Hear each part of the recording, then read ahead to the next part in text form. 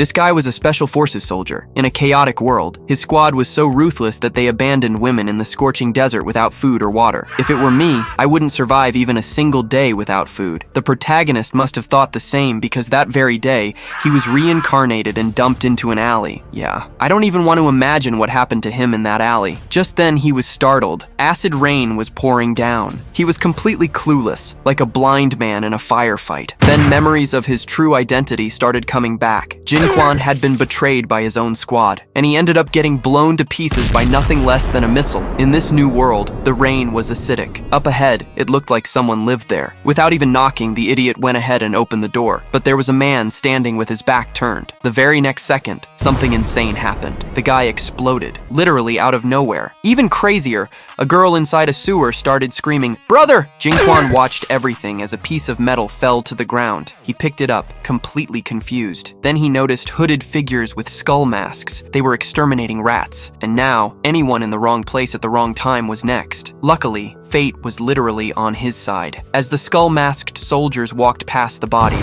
another explosion went off. Jinquan immediately started banging on the sewer hatch, begging for help. Someone opened it. He jumped inside, only to have a gun pointed straight at his head. Talk about jumping out of the frying pan and into the fire. The girl asked who he was. Jinquan said he just wanted to hide from the rain. Then she asked for the object he was holding. He handed her the piece of metal. She looked at it, called it her brother's, and burst into tears. At least she didn't have to witness what happened up there. She wondered how she could survive in a cannibalistic society without her brother. Yeah, things were only getting worse. Jinquan remembered his days as a soldier, the time his squad abandoned women in the desert. At that moment, he made up his mind. He was going to protect the girl. He said he considered himself a good person, but they probably weren't going to survive. His hand had already become horribly deformed from the rain. There was probably something radioactive in it. This was the dead city. The rain turned into acid, and anyone injured by it could only wait for death. The girl explained that she was from the third dead city. Those skull-masked men were police from the lower city. Honestly, I was getting even more confused than before. Jinquan asked about magic,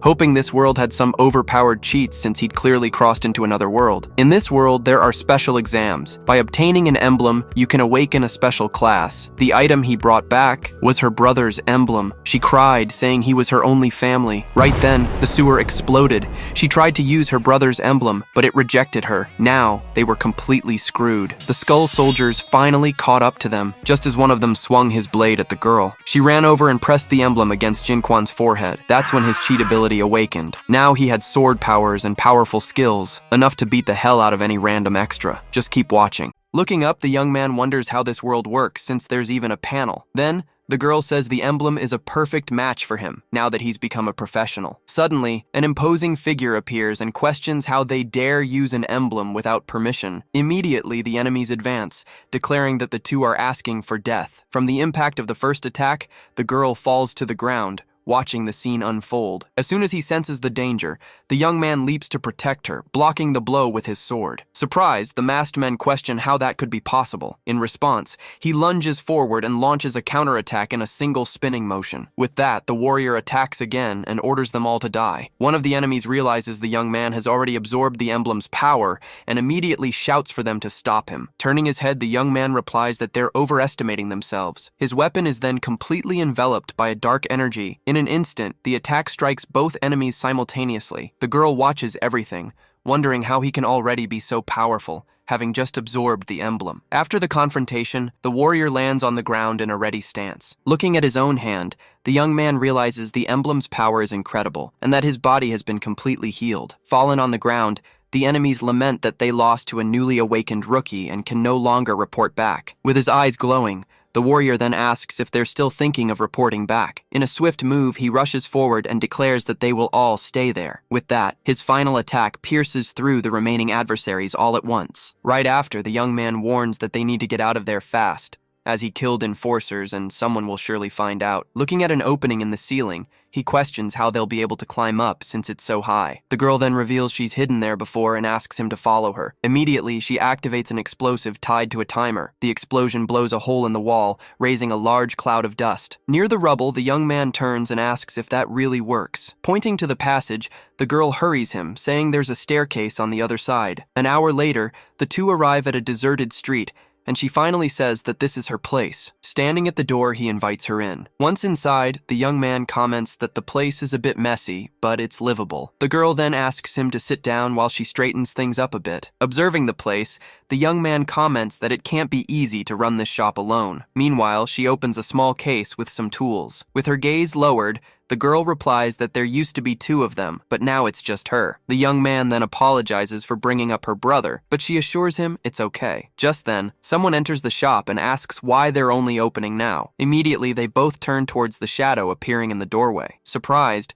the girl recognizes the figure as the warlord, who approaches with his men. The man then asks if her brother told her about the deal they made, and she asks what deal that would be. With a smile, the warlord realizes she truly knows nothing. He then orders his men to take her, and they promptly obey. As she's grabbed by two henchmen, the girl screams for them to let her go. At this, the young man takes a step forward. Appearing behind the leader, the warrior orders them to stop immediately. The warlord turns and asks who the kid is and how he dares to meddle in his business. With his eyes fixed on his opponent, the young man questions what right he has to take her. The warlord then stares back at him and states that he has the right of a warlord. Even so, the warrior claims to know he's a good person, as his professional perception can sense good and evil. In response, the man comments that the words "good person" are a rarity in this city, and asks if Lin Ho left him any last words. Ignoring the question, the young man changes the subject and wants to know the girl's price. At this, the warlord mentions that Lin Hao thought he could make it back from pit number 1, which he reveals is a mining pit. He then explains that the place is full of sand-devouring worms,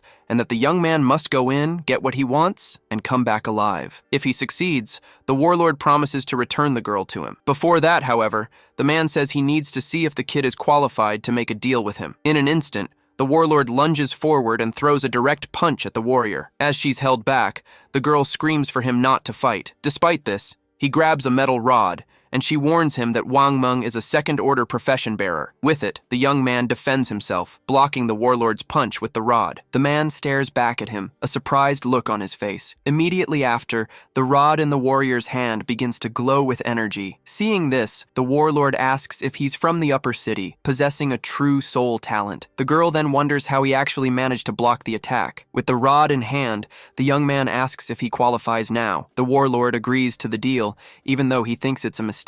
The man then explains that to get the girl back, he must bring back a flower that grows from a grudge spider matriarch in Pit 1. Without hesitation, the warrior states that the deal is on. Looking at a frog on the ground, the warlord informs the boy that the deadline is tomorrow at 8 in the morning. He then orders all men from the dead city over the age of 16 to head to Pit 1. With a serious gaze, the warlord warns that anyone not there on time. Crushing the frog with his foot, he finishes the sentence saying they will die. As he watches the girl being taken away, the young man deduces that her brother stole the emblem to protect her, knowing he would die in the pit. The young man then suspects this might be a trap from the commander, since the girl's brother is already dead. With the situation being critical, he decides he first needs to get familiar with his powers. He then closes his eyes to concentrate. Soon, he reveals his first talent, the divine statue of the ethereal flame. In an instant, the two spheres of energy merge into a single power. With that, a dark, imposing creature materializes right behind him. Looking at his sword, he notices the description for his second talent is garbled,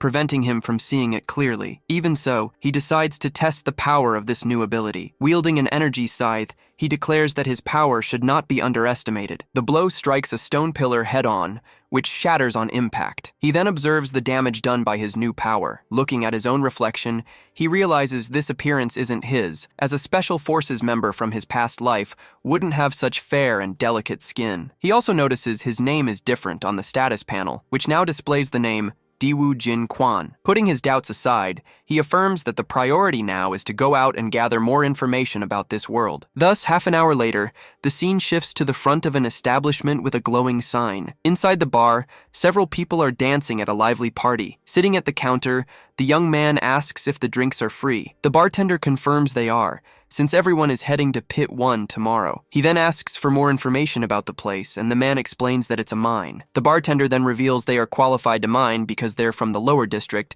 where there's an insect called the sand devourer. He continues, saying that these insects dig nests after feeding, and the miners call this process loosening the earth. Hearing this, the young man asks if they're going there to be food for the worms, And the man replies, "What else?" Raising his glass, the bartender suggests they wish themselves luck. The two then clink their mugs in a toast. Elsewhere, a man slams his fist hard on a table. Furious, Lee Hong-yu shouts, calling his subordinates filthy insects and useless trash. In a meeting room, he demands to know where the emblem he wanted has gone. One of his men reports that the thief's body was destroyed, and his accomplice escaped through the sewer system after blowing up the tunnel. Lee Hong-yu then orders them to find the emblem, but his subordinate argues that it would be like looking for a needle in a haystack. Unfazed, the leader declares they will simply kill them one by one, as that scum doesn't deserve to possess a profession emblem. When one of the men tries to object, his colleague cuts him off and tells him to just do as young Master Lee says. The subordinate then reports that the next morning,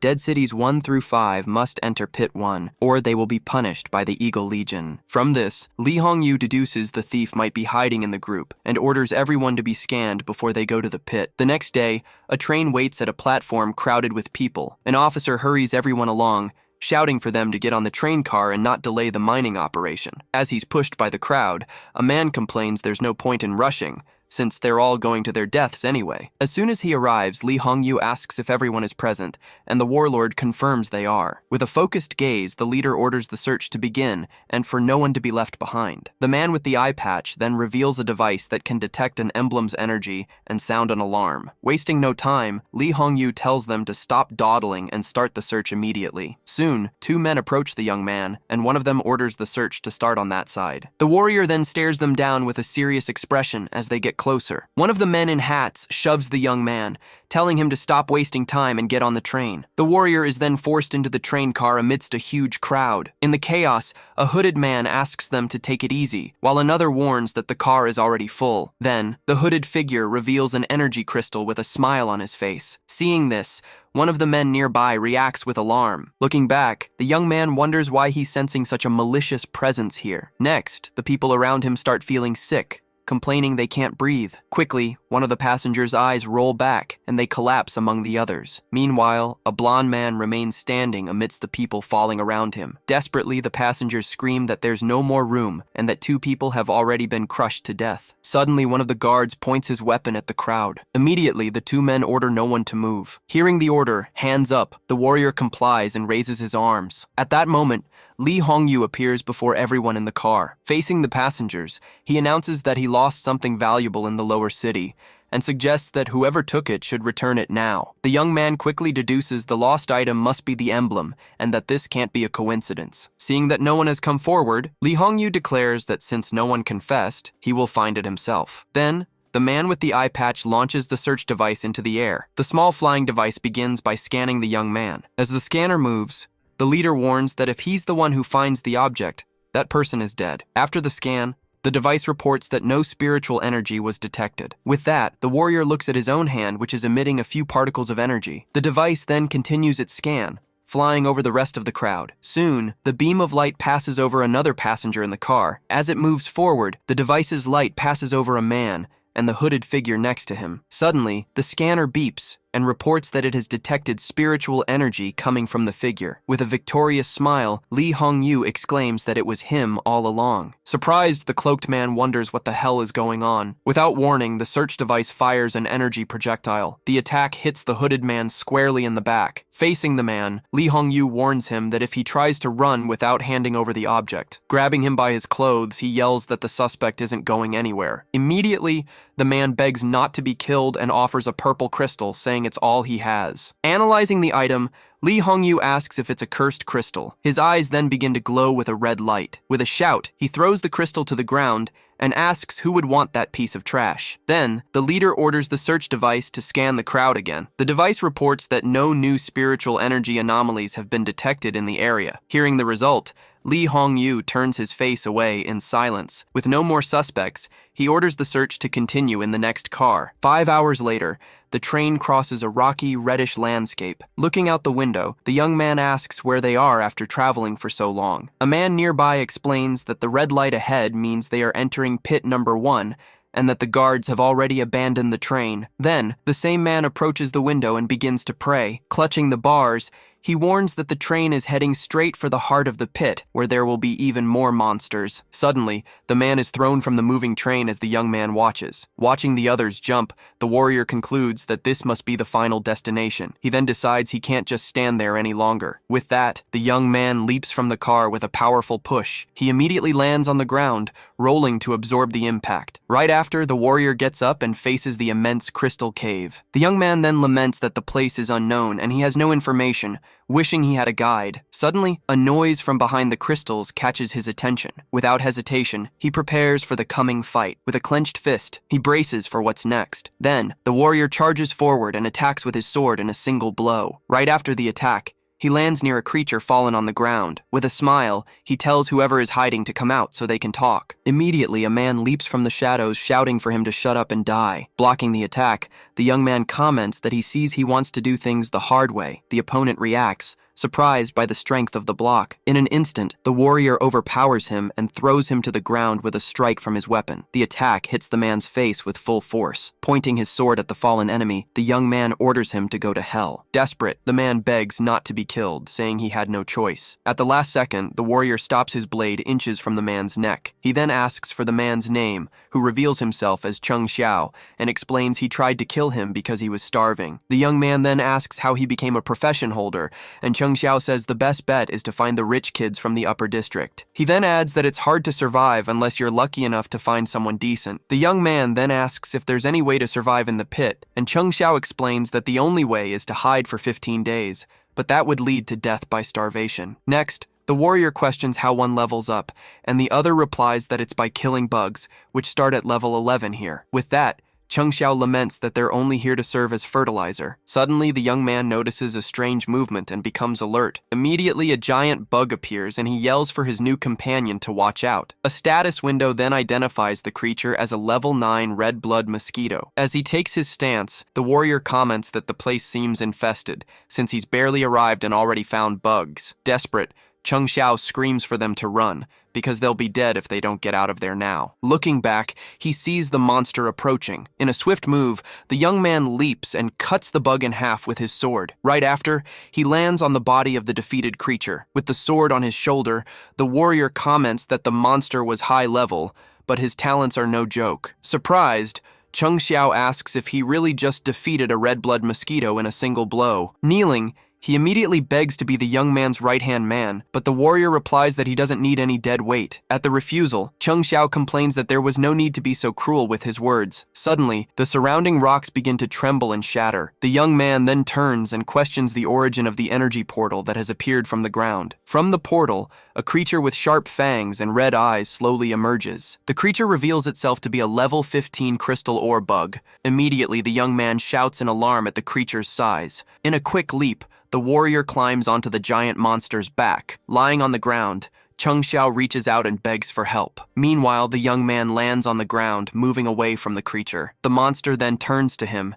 and lets out a powerful roar. Even so, the warrior prepares for the confrontation and readies his weapon. The young man analyzes that despite its high defense, the monster is slow and clumsy, making it his ideal type of fight. He immediately charges and attacks the creature with a direct blow. With swift footwork, he spins to prepare his next attack. Then, the warrior begins to circle the monster at high speed. Right after, he delivers his final blow and announces the 3,000 flows technique. With a final blow, his sword cuts through the air, ending the fight with the creature. The system soon congratulates him for killing the crystal ore insect, informing him that he's gained 1,000 experience points and is now level 6. Surprised to have jumped 6 levels, the young man realizes that the greater the level difference, the better the drop rate, just like in a game. He then approaches the monster's carcass and shoves his hand into its body. With a tug, he pulls an item from inside the creature. Immediately, a status window describes the newly acquired equipment emblem, the crystal ore heavy armor. Looking at the item, he confirms that monsters do drop emblems, but this one is for equipment, not a class. He then examines the golden object in his hand for a moment. Without hesitation, the warrior decides to try and equip the new item. However, the system informs him that his level is too low and the emblem cannot be equipped. Holding the object, he wonders if there's a level restriction to use it. Putting that aside, he decides the priority is to explore the area and, Above all, survive. Upon entering a dark passage, he's met with dozens of red eyes staring back at him. Surrounded by the legs of several monsters, he reacts to the presence of new enemies. In an instant, a swarm of crystal ore insects charges toward him. Facing the swarm, the young man remarks that more crystal ore insects are perfect for a little grinding. With a firm step, he stomps on the crystals and prepares to advance. Smiling, he challenges the small pests, saying it's time for some serious grinding. With the first strike, the system informs him that he killed a crystal insect with 100% efficiency. In the midst of battle, he moves swiftly among the various enemies. Soon, several system notifications confirm he's killed 3 more higher-level insects. After the battle, the status panel shows he's reached level 10 and reveals his advancement conditions. With a punch, he attacks another of the remaining creatures. After the victory, the warrior comments that a class emblem finally dropped and deduces that sword mastery emblems must also exist. Suddenly, he turns upon noticing a puddle of green liquid on the ground and questions what it is. The liquid then shoots toward him like a projectile. In a quick leap, the young man dodges the attack as it passes beneath him. Upon landing, he slides back and prepares for the new enemy. A creature with sharp fangs and compound eyes emerges from the shadows. Next, a giant, sharp, scythe-like appendage is revealed. The creature reveals itself completely, and a status window identifies it as the Crystal Ore Insect King, level 25. Seeing the enemy's level, the young man realizes this is going to be a huge problem. He immediately decides there's no point in fighting a losing battle, and that it's time to retreat. As he runs, he spots a pack of wolves in a nearby passage. Upon seeing the creatures, the warrior exclaims that he just had an idea. With that, he lures the Insect King toward the wolves, and the giant creature lets out a roar. Seizing the chance, the monster fires a jet of green liquid from its mouth. The attack crosses the battlefield at high speed. The projectile then scores a direct hit on the wolf pack. After being hit, the wolves turn toward the Insect King. In an instant, the pack charges to attack the giant monster. Hiding behind a rock, the young man celebrates his successful hate transfer. Watching the fight, he decides he'll let them destroy each other while he waits for a chance to land the final blow. As the wolf pack attacks, the creatures climb onto the Insect King's body. One of the wolves then bites down hard on the monster's carapace. In the midst of the battle, the young man leaps over the creatures to join the fight. Seeing the opportunity, he exclaims that the enemy is vulnerable and this is his chance. With a war cry, he charges forward and plunges his sword into the monster's body. The blow pierces the Insect King's armor and causes an explosion of energy. In response to the attack, the giant creature lets out a final, powerful roar. Immediately after, the monster's body explodes in a large fireball. After the victory, a system window displays his new skills and talents, which now include Nuclear Domain and Divine Statue of the Ethereal Flame. Looking at the wreckage, the young man remarks that a rank 2 boss is still tough to kill and that he needs to level up faster. As he walks away, he thinks that if he hadn't used the other monsters to his advantage, he probably would have been injured. Next, he examines the 2 items he looted from the boss. 2 status windows describe the equipment emblems: a pair of boots and a crystal ore staff. Holding one of the items, the warrior decides the emblems are useless to him right now and that he'll just store them. Suddenly, a new, even larger monster emerges from the shadows, surprising him. Suddenly, the young man spins into a combat stance and questions if someone else is there. Looking ahead, he sees a flock of bats emerging from a cloud of smoke. Approaching the location, he wonders what's happening, since the sound came from that direction. In the background, a voice desperately shouts for everyone to get away and just die. In the middle of the battle, one of the bats is hit by a crystal attack. Hearing the shouts, the warrior wonders if that familiar voice could belong to who he thinks it is. He's soon surprised to confirm that the man with the crystal weapon is indeed the person he met at the bar. Looking up at the ceiling, the gunman laments that if he's trapped here, it's only a matter of time until he dies. He then realizes that the 2 bosses, the vampiric Green Bat Kings, are watching him, giving him no chance to escape. With no alternative, the man prepares for a confrontation with the monsters. He then takes a step forward to get a better position. Kneeling, he decides that instead of waiting to die, he'll make one last stand. With that, his weapon fires a large crystal projectile at the enemies. However, the 2 bats block the attack with a barrier of fire. Surprised, the gunman laments that he's been completely neutralized. Unable to accept his imminent defeat, the gunman shouts that he can't accept this. Immediately after, the 2 bats charge at him with their wings ablaze. With a tense expression, the man whispers that he just wants to live. Suddenly, a blade of dark energy pierces through both creatures at once. Stunned by what just happened, The gunman turns and questions what that was. The young man then approaches and says that they've met again. Still in disbelief, the man asks if he was the one who killed the two bosses, and the warrior replies that it was nothing. With a handshake, the gunman thanks him, stating that he owes him one now. Looking at the monsters' bodies, the young man says it's time to go, as he'll get him out of this place. Down below, the two defeated bats begin to merge into a single creature. Noticing the strange transformation, the red-haired man reacts, not understanding what's happening. The creature reveals itself as the level 20 vampiric green bat king and lets out a deafening roar. Seeing the new threat, the gunman laments the situation, exclaiming that this is not good. Without wasting time, the new monster dives toward them in a direct attack. Immediately, the warrior pulls his companion aside and shouts for him to watch out. With that, the two slide across the ground to dodge the imminent attack. In response, the creature takes flight and unleashes a powerful blast of fire. The young man says he'll hold off the monster and tells his companion to find an exit fast. Then, the weapon fires an energy projectile at the creature. The crystal shot then collides with the blast of fire, blocking the monster's attack. As the shooter yells for them to leave, the young man asks why they should run. The man warns him that the fusion body will kill them if they don't escape, but the warrior replies that death is not yet certain. He then adds that killing a boss grants more experience. In an instant, the warrior charges toward the monster to start the fight. Seeing this, the shooter screams that he's absolutely insane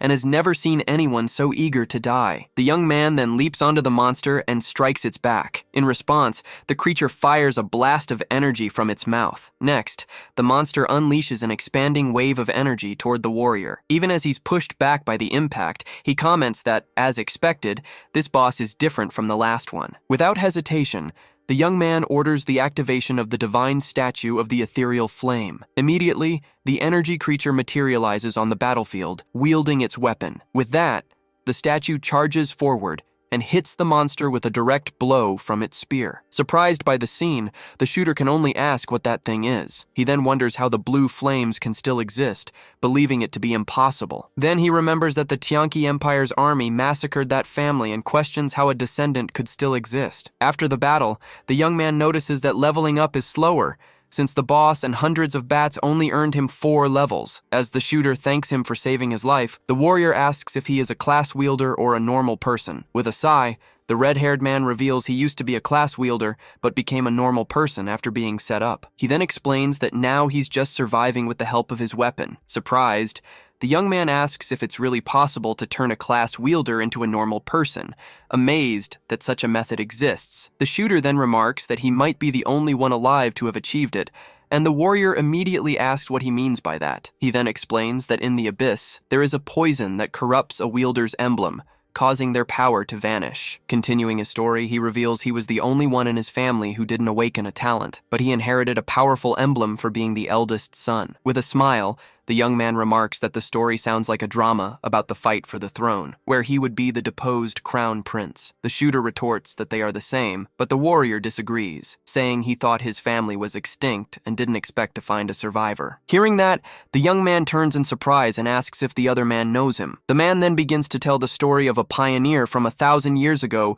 who awakened an SSS-ranked talent and became a legend everyone feared. The man then reveals that the legendary warrior's name was Diwu Qingshuan, and his talent was called the Divine Statue of the Ethereal Flame. With this, the young man realizes he has a bloodline inheritance in this world, but wonders what the other meant by extinct. Ignoring the question, the shooter comments that his family was a disappointment, as they hadn't awakened a single SS-ranked talent in hundreds of years. Shortly after, a glint from the monster's remains catches the red-haired man's attention. Turning around, the warrior asks what the coin-shaped item that appeared on the ground is. Immediately, a system window describes the equipment emblem, the Bat King's blade. Surprised, the young man wonders if that is really a swordsman's weapon. Without hesitation, he picks up the item and crushes it in his hand. In an instant, a new sword materializes from the emblem's fragments. Wielding the weapon, he comments that it feels good and would be even better if it could be fused. Next, the warrior decides it's time to test the new blade's power. With a single motion, he spins and unleashes a swift strike into the air. The attack cuts through the air, leaving a trail of reddish energy. The young man then realizes the weapon has a speed bonus and is surprised by how fast it is. Holding the two weapons, the young man notes that the blade's speed bonus is good and wonders if he can fuse it with his own weapon. With the swords crossed, he decides it's time to try. In an instant, the two blades begin to merge amidst a glow of energy. The fusion intensifies, releasing an even brighter light. Surprised by the result, the warrior questions if it actually worked. Holding the new weapon, he confirms that it has definitely been upgraded. He then offers the emblems he dropped to his companion, but the marksman refuses, saying he has his own ambitions. With a smirk, the young man comments that a guy like him won't last long. The red-haired man then reveals that's exactly why he wants to make a deal with him. He then shows a legendary heavy artillery controller class emblem. He explains that a long-range marksman is the one thing a team can't do without when exploring the desert. Surprised, the warrior asks if the item is really legendary. The marksman then explains the 8 tiers of emblems, ranging from common to mythic. With that, he offers the item, saying he wants to trade the legendary class emblem for a favor. The young man asks if he isn't afraid he'll just take it, and the man replies that they are the same kind of people. The man reveals that his family was the first to open the mine, but later sold it to the Flying Eagle Legion. He then guarantees that with his guidance, the young man can reach rank 3 with minimal risk. The warrior confirms it's a map and asks what exactly he needs help with. The marksman explains that if the young man can get an abyss scythe rat to open a rift, the deal will be fulfilled. He then replies that upon reaching rank 3, the young man will be able to use his ability to threaten the creature, forcing it to open a portal to escape. With that, the warrior understands he first needs to reach rank 3 to fulfill his part of the deal. The young man then asks if the marksman knows where the spiteful spider matriarch is in pit number 1. Surprised, the red-haired man questions what he wants with that creature. The warrior answers directly that he needs a clear resentment flower. With a smile, he explains that the matriarch's presence is one of the reasons pit number 1 is only semi-explored. He then points out on the map that the matriarch is a level 39 overlord, and that anyone below rank 4 would be just food for her. The young man then proposes that, in exchange for his help, he wants all the information on the matriarch and the map. The two shake hands, sealing the deal. With the deal sealed, the two advance together through the cave. The marksman warns him to watch out for the burrowing steel-tailed scorpions and advises him to hunt them to level up quickly. Suddenly, a scorpion's tail emerges from the ground and attacks the young man from behind. Immediately, the marksman turns and yells for him to watch his back. With a swift move,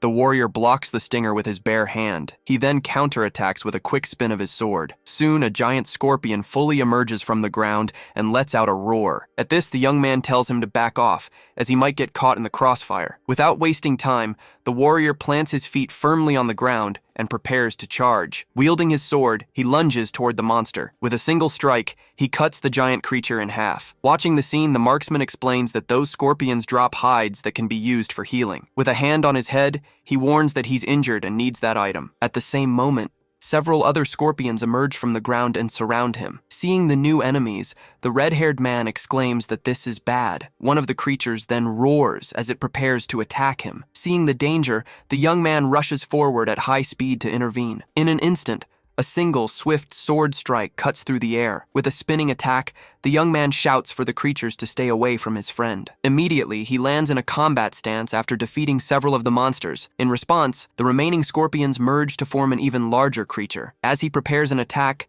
the young man tells his companion to fall back first. With that, he charges forward, warning that he'll hold off the monsters while the marksman escapes. In an instant, the warrior rushes toward the swarm of scorpions. With a series of swift strikes, he defeats several of the creatures at once. Soon the system congratulates him for killing the scorpions and informs him that he has leveled up to 16. After the battle, he remarks that Tier 2 monsters are too easy to kill. Watching from a distance, the marksman wonders if that is truly the power of a Tier 1 professional, since not even a common SSS rank talent could achieve such a feat. Suddenly, the young man looks up and asks what the plant-like creature on the cave ceiling is. His companion warns him that those vines are level 25 lords and that their weak point is the amethyst on their backs. With a roar, the plant monster charges toward the warrior. In a leap, he steps on the creature's base to launch himself. He then uses the momentum to run up the monster's stem. As he runs, the young man comments that this creature's weakness is too obvious. With a smile, he notes that the monster is completely defenseless. With a single strike,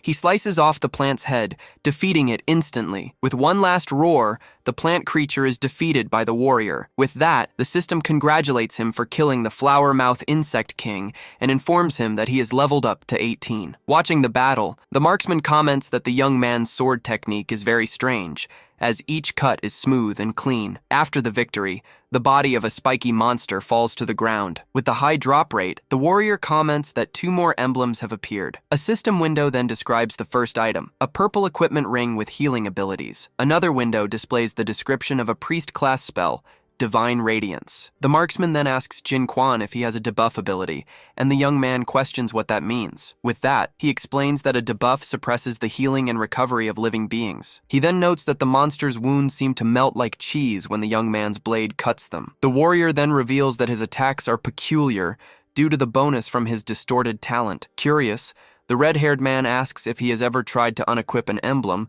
and the young man says he hasn't. With that, he warns him not to treat the emblems as mere equipment, as they are a part of his power and his cultivation. The young man then comments that he seems to know a lot, and the marksman advises him to go north, where he will find a lava behemoth lord. The scene then shifts to a volcanic landscape, full of rocks and rivers of lava. The marksman explains that although the lava behemoth lord is powerful, it can be defeated with the young man's sharpness, who in turn questions why they should kill it. With a step, they approach the location. Upon arriving, the red-haired man announces that they are in the right place. Soon, the two come across the gigantic lava behemoth lord, asleep in a river of magma. The young man then asks if the creature is defenseless while it sleeps, and his companion confirms, but warns that its defense is extremely high. The warrior then picks up a stone from the ground. With the rock in hand, he decides to run a test. With a leap, he hurls the stone toward the sleeping monster. The projectile hits the behemoth's head,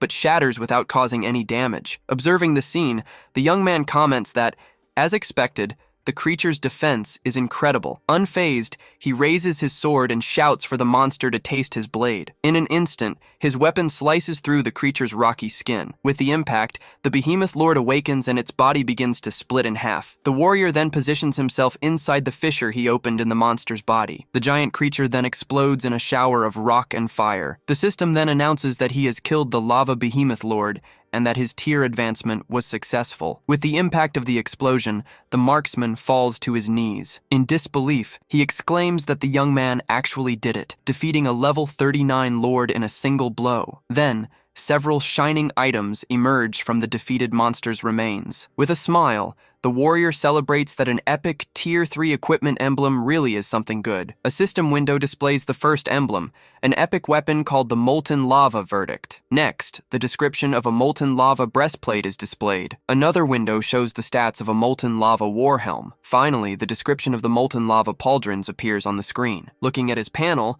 the young man comments that he got some good gear, and now he'll see if he can advance. His status window then displays his new stats and the conditions to advance to the next rank. However, he realizes he still needs a sword mastery emblem to evolve. Meanwhile, the marksman celebrates that a molten lava fruit dropped, giving him a chance to change his fate. The warrior then asks if sword mastery emblems drop in pit number 1, as he needs one to advance. The red-haired man explains that the drop rate is very low, unless you kill much higher level monsters. He then asks what type of sword mastery build the young man is leaning towards, and he replies that he prefers an agility build. The marksman, however, disagrees and suggests he could try a constitution build. The young man argues that this build is useless, since the damage is low and the defense doesn't compare to a knight's. With that, the red-haired man touches his shoulder and says that for him, it's different. He then explains that with the divine statue of the ethereal flame, the warrior can break the build's limitations and compensate for the lack of agility with a quick assault skill. The young man agrees that the suggestion makes sense, but asks him to first tell him the next location. Analyzing the map,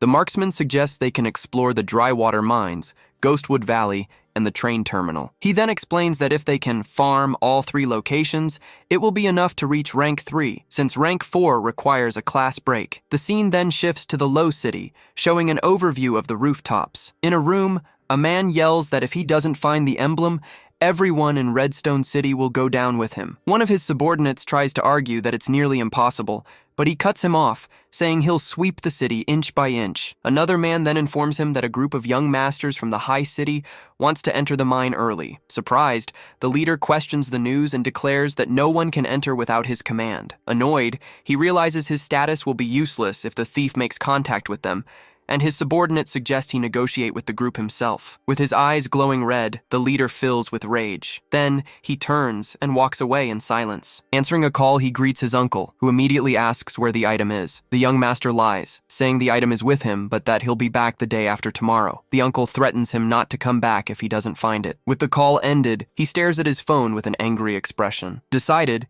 he states that he can no longer just sit around and wait. On the phone, Lee Hong-yu asks for help to stop the group from the high city, but the person on the other end accuses him of trying to shift the blame. On the other end of the line, Fang Hui states that defending himself would make him look guilty, and that he has already checked the location where the emblem was lost. He then confirms that the blasted passage is still there, and that the thief must be in the city of the dead. With that, he tells Lee Hong-yu that he's on his own and hangs up the call. On a rooftop, Fang Hui asks an older man if they'll be able to find the item. The elder replies that the chances are slim, and that young Master Yan probably can't wait that long. He then reveals that the head of the family has already gone to the elemental holy city, where there is an unknown emblem. Elsewhere, the system congratulates the warrior for killing the rhinoceros beetle king. The marksman then asks if he can have the monster's horn to heal his leg, and the young man agrees, saying he already found what he needed. With a leap, the warrior climbs onto the creature's carcass. Upon landing, he finds a glowing item on the ground. A system window describes the sword mastery skill emblem, the army breaker blade. With the item in hand,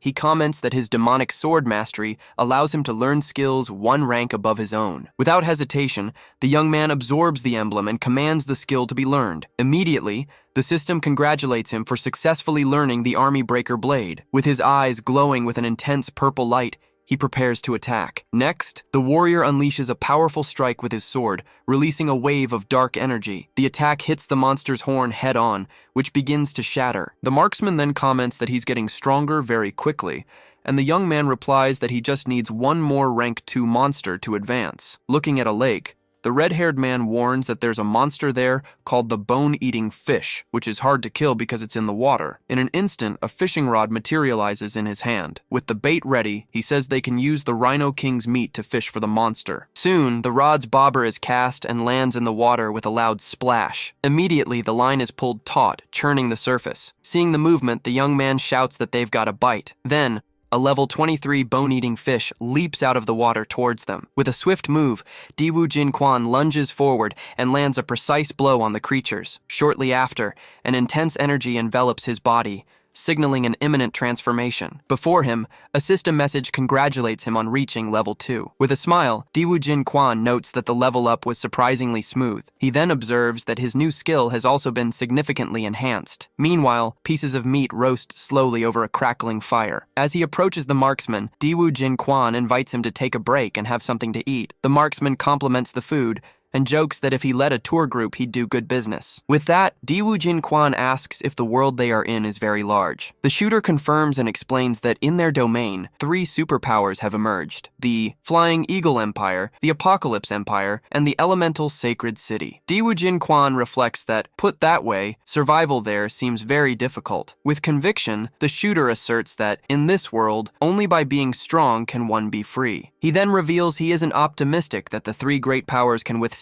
the tide of beasts, predicting a return to a wandering era. Confused, Diwu Jinquan asks what a wandering era is, pondering that a time where the weak are prey for the strong is indeed troubling. The marksman then warns that tour groups might enter the area at any moment and that they should try to avoid them. Elsewhere, a tour train arrives at the outer platform of Pit 1 in the Dead City. Inside the train, a man questions why they're only just now entering, and Lee Hong-yu replies that it was to let the swarm of sand devourers calm down. Then, his companion mocks Lee Hong-yu, reminding him that he's the young master who had his legs broken, and asks if he came to try his luck again since Jiling Air is here. Annoyed, Lee Hong-yu thinks that the fact her brother broke his legs was suppressed long ago, and the man is bringing it up again. Suddenly, a female voice cuts into the argument, telling them both to stop. Soon after, the woman, identified as Jiling Air, simply orders them to get out. With a determined look, Lee Hong-yu decides he needs to stay close to them to stop them from trading the emblem they haven't found yet. Back in the cave, Diwu Jinquan asks what a tour group is. The marksman explains they are young masters from the upper district who come down to have fun, kill, and look for opportunities. With that, he stands up and decides to take him to the Ghost Forest Valley so he can level up. They then arrive at the entrance to an area of dense vegetation with a sharp mountain in the background. As they enter, the marksman warns that there will be many agile, mantis-type monsters in the area. He then hands Diwu Jinquan a shock bomb, explaining that it releases adhesive filaments that slow enemies' mobility. Diwu Jinquan states he can use his super armor ability to break free and kill the monster lord quickly, warning that after the mantis dies, parasites will burst from its body. The marksman then reveals his profession combines the mystical and technology, asking to kill the parasites himself to enhance his weapon. Diwu Jinquan concludes that weapons can also be enhanced by killing monsters, understanding why the marksman hunted the vampire bats. The marksman then reveals the weapon isn't an object, but his former guard, whom he refined into a spear after the guard died protecting him. Hearing this, Diwu Jinquan tells him to kill the parasites if he can, as he only needs one maximum efficiency kill on the monster lord to increase his chances of getting a skill. Then, Diwu Jinquan rushes toward his target. As soon as he stops, a huge mantis appears before him. Diwu Jinquan then summons a large energy statue that materializes behind him. The creature attacks the statue with a direct blow to its chest. Suddenly, a shadowy figure appears behind the monster and accuses it of daring to ambush him. Then, Diwu Jinquan declares that the creature is courting death as he slices it in half. Even after the kill, he observes that the statue was sliced, noting the monster's high attack power. Meanwhile, the marksman yells for Jinquan to fall back immediately. From the creature's decapitated neck, dark energy begins to emerge. With that, the parasites burst out of the monster's body toward Diwu Jinquan. The marksman then takes his position and yells for him to leave the rest to him. In an instant, he fires a projectile from his large sniper rifle. The shot hits the parasites and envelops them in a mass of crystals, freezing them in midair. With a smile, the marksman comments that the effect wasn't bad, and the result is quite good. Immediately, Diwu Jinquan senses a new threat approaching fast. Soon, 3 more insectoid monsters emerge with a loud roar. Diwu Jinquan prepares for combat, firmly gripping his greatsword. With a swift move, he blocks a strike from one of the attacking creatures. Immediately after, he finds himself completely surrounded by the other insectoid monsters. Desperate, the marksman yells for Jinquan to get out of the way immediately. Ignoring the warning, Diwu Jinquan begins to summon the statue of the infernal flame god. He then shouts to activate the skill just as the monsters strike. Shielded by the energy, Diwu Jinquan furiously screams for them all to die. With a single spinning strike, he destroys the 3 mantises, receiving a system notification. His weapon then begins to absorb the dark energy released by the defeated creatures. Relieved, the marksman remarks that he has very sharp reflexes and that he worried for nothing. With his eyes glowing intensely, Diwu Jinquan warns that there is still 1 more left. Immediately, he lunges at high speed toward the new threat. His attack lands a direct hit on a larger hooded monster,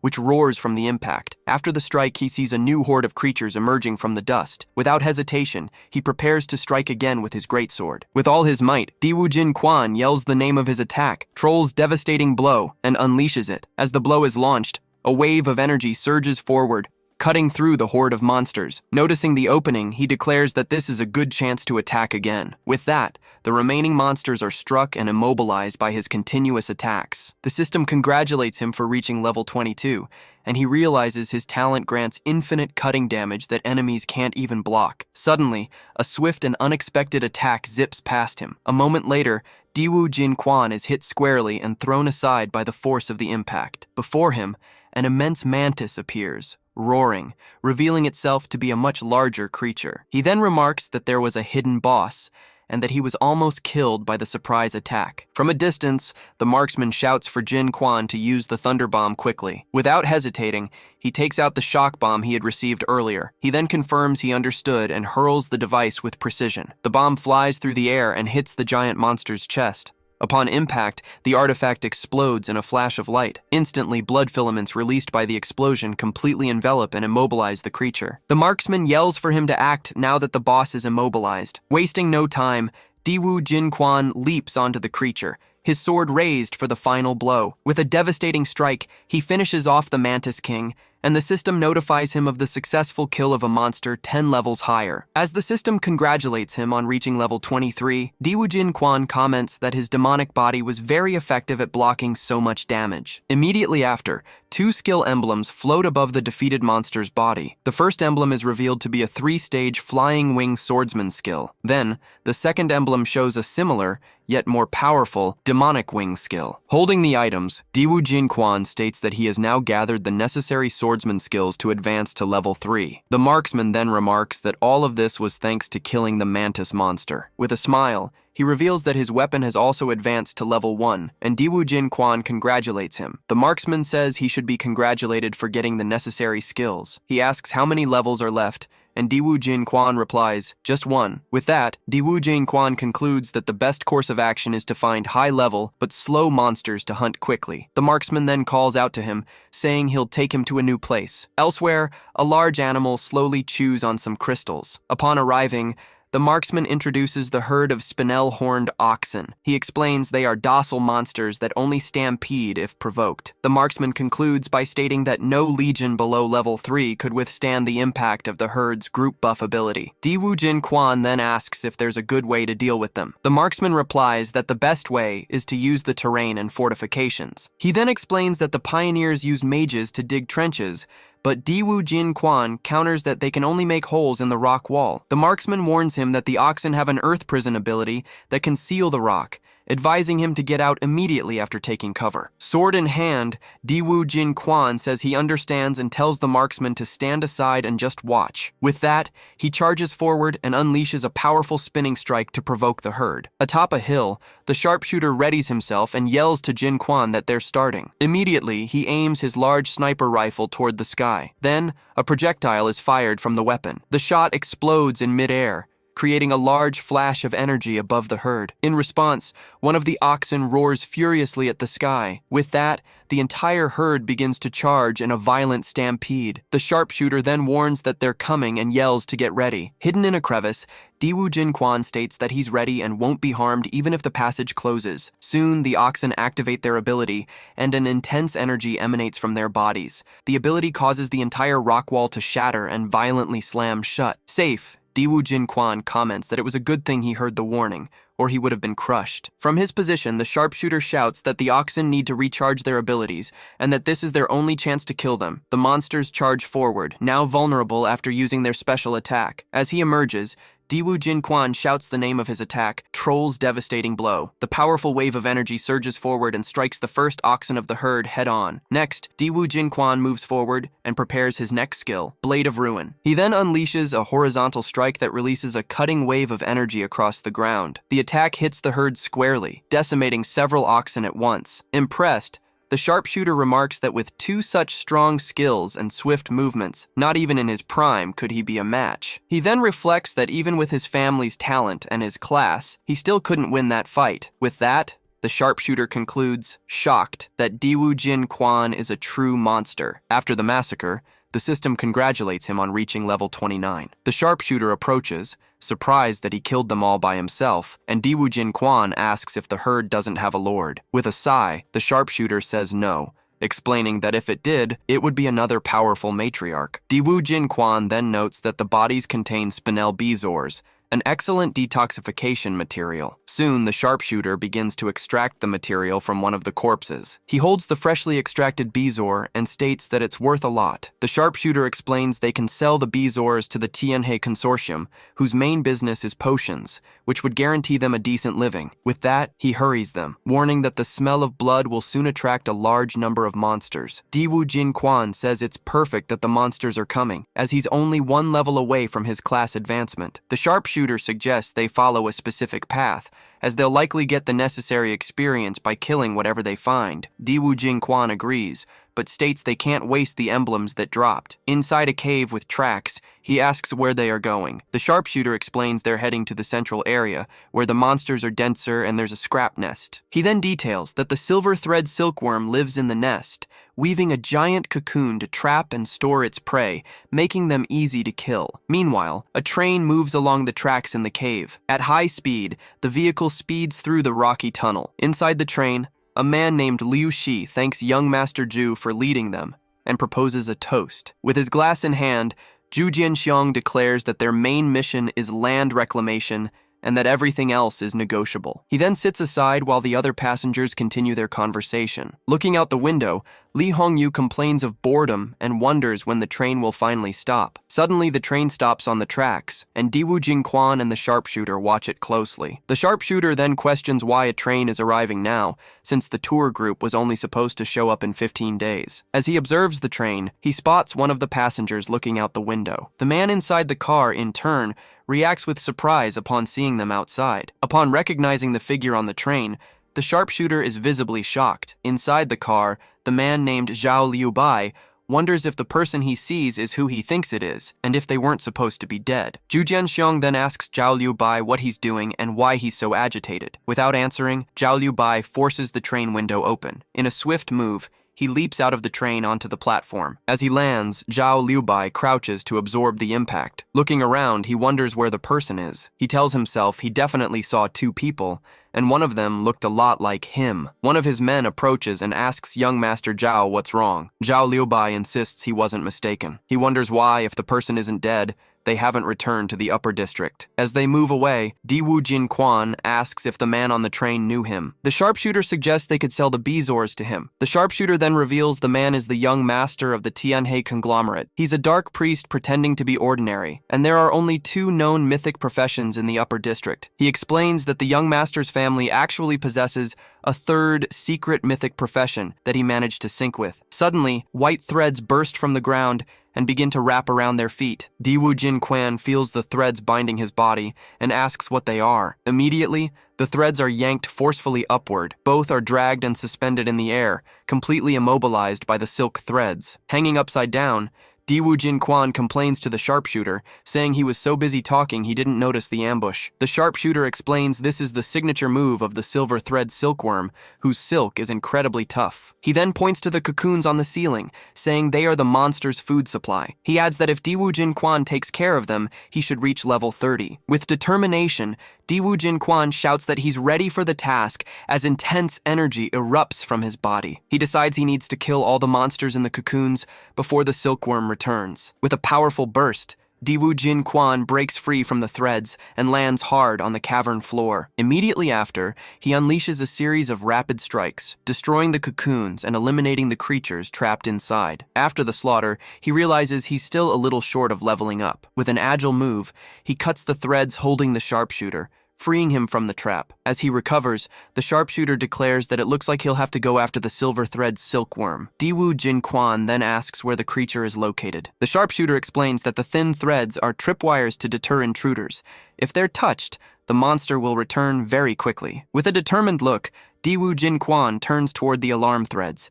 He deliberately walks over and triggers the threads with his sword. In an instant, the alarm threads wrap around his body. In response, the gigantic silver thread silkworm emerges from the ground, carrying a cocoon. The creature then reveals a sharp stinger in its mouth. Seeing the imminent threat, the sharpshooter yells for him to be careful. Diwu Jinquan, however, orders him not to interfere, as he'll handle it himself. With a precise strike, Diwu Jinquan destroys the cocoon the monster was carrying. The creature then shrieks in pain from the surprise attack. With a single blow, he kills the silver thread silkworm lord, and the system notifies him of the successful kill. As the system congratulates him for reaching level 30, he's surprised to find out the creature was a lord. The sharpshooter explains that since he already has the 3 skills, he just needs to kill monsters to advance. Diwu Jinquan asks for the plan, as they're close to clearing the nest. He then reveals their final target is the Abyssal Kamaitachi, which has keen sensory abilities and must be attacked from both sides. He suggests the ideal location is the swarm nest of the Sand Devourer and the resentful Spider Mother,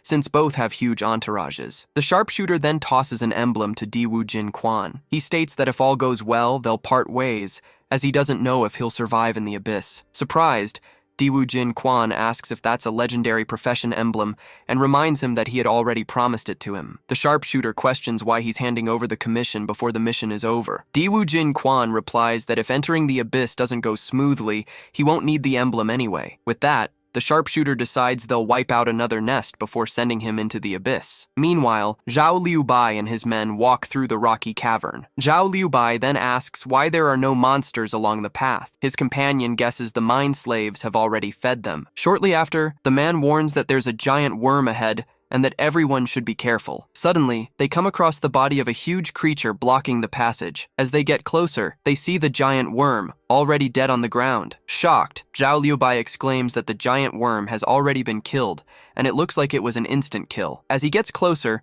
one of the men comments that the body is covered in sword wounds, noting the overwhelming technique used. Zhao Liubai then decides that since someone has already killed the worm, they'll head for the magma giant. Soon after, they arrive at a volcanic site and find the body of the immense giant, already defeated. Shocked, one of the men wonders how anyone could have killed the giant, since rumors said its defense was incredibly high. With a dagger in hand, his companion says he's going to take a look to check. As soon as he tries to pierce the creature's skin, the blade of his dagger shatters on impact. In disbelief, he wonders who could have killed the monster, since even its corpse has such a high defense. Zhao Liubai then explains that for a level 3, even with a mythic class and an SSS rank talent, achieving such an overwhelming kill would be impossible. He then reveals that a domain lord has territory bonuses, and that giant's blood is linked to the entire lava lake. Hearing this, his subordinate suggests the one responsible might be a level 7 blood sacrificer, and that they should leave this dimension immediately for their safety. One of the men asks what they'll do now,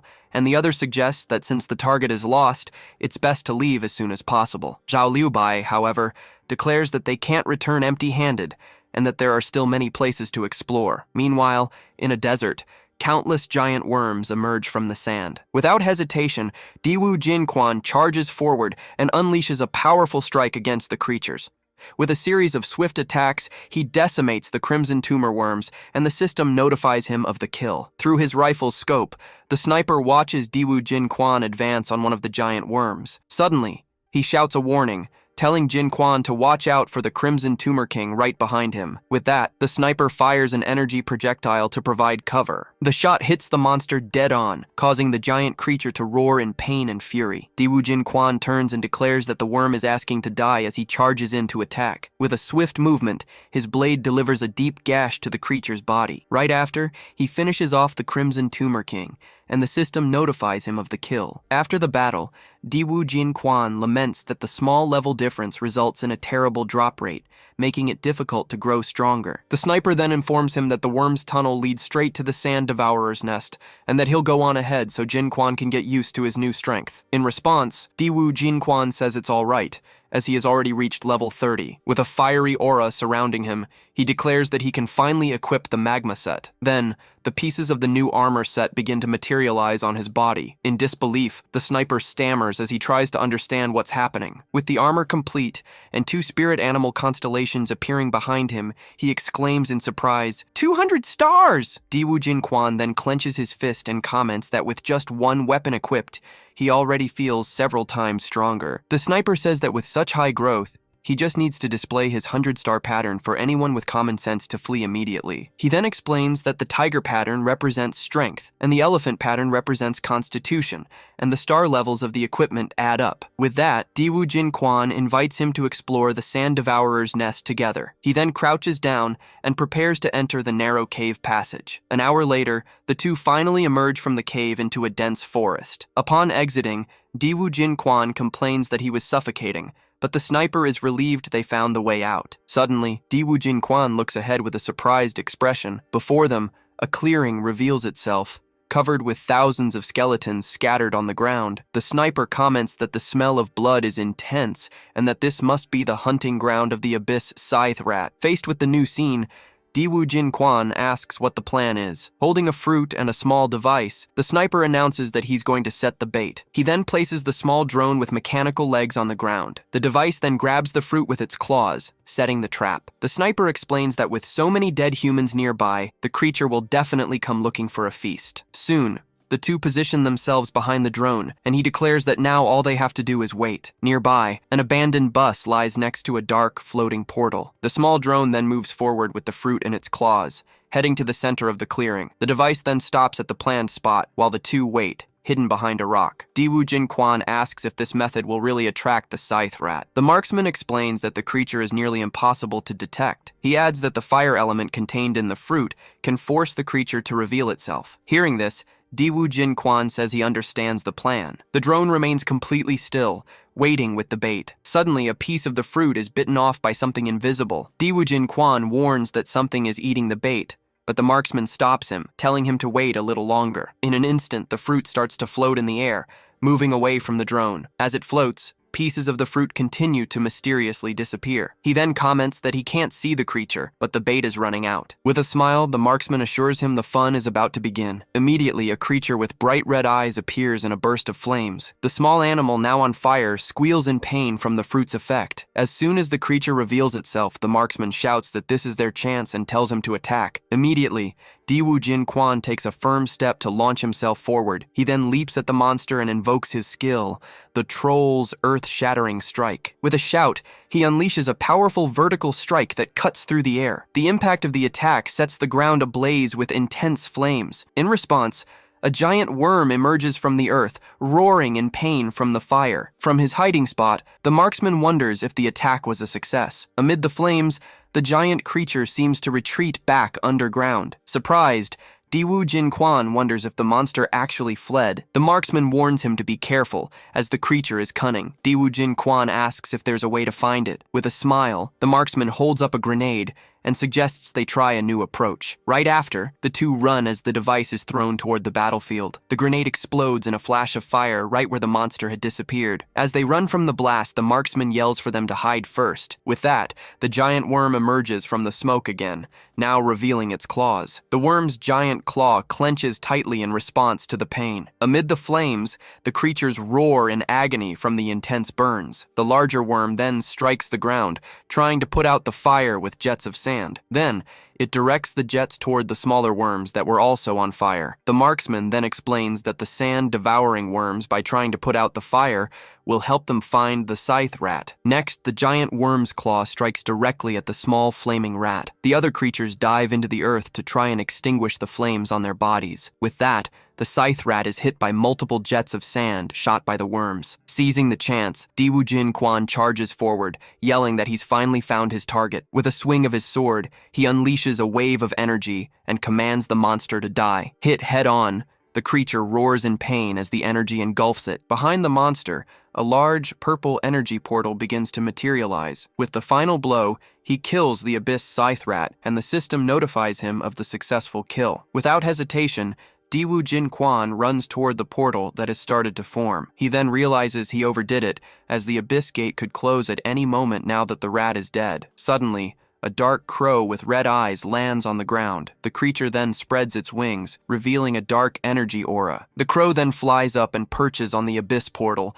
watching Diwoo Jin Kwan. As he prepares to move forward, the marksman stops him, grabbing his shoulder. Confused, Diwoo Jin Kwan turns and asks if that is his talent. With a mark glowing on his forehead, the marksman confirms that his talent is related to the abyss. The sharpshooter reveals that his talent is called Abyss Commander, and that the crow is his guard officer. Diwoo Jin Kwan states that, for him, the help has already exceeded the value of the class emblem, as he needs to go the rest of the way alone. As they say their goodbyes, the sharpshooter wishes him a safe journey and proposes that if they both return alive, they can start a tour group. With a smile, Diwoo Jin Kwan agrees to the idea and suggests he could be the group leader and the sharpshooter, the narrator. Excited, the sharpshooter replies that he's really looking forward to it. Diwoo Jin Kwan then reflects that all good things must come to an end and says goodbye. With a wave, the sharpshooter also bids him farewell. With that, the sharpshooter turns and walks toward the abyss portal, which closes right behind him. Alone again,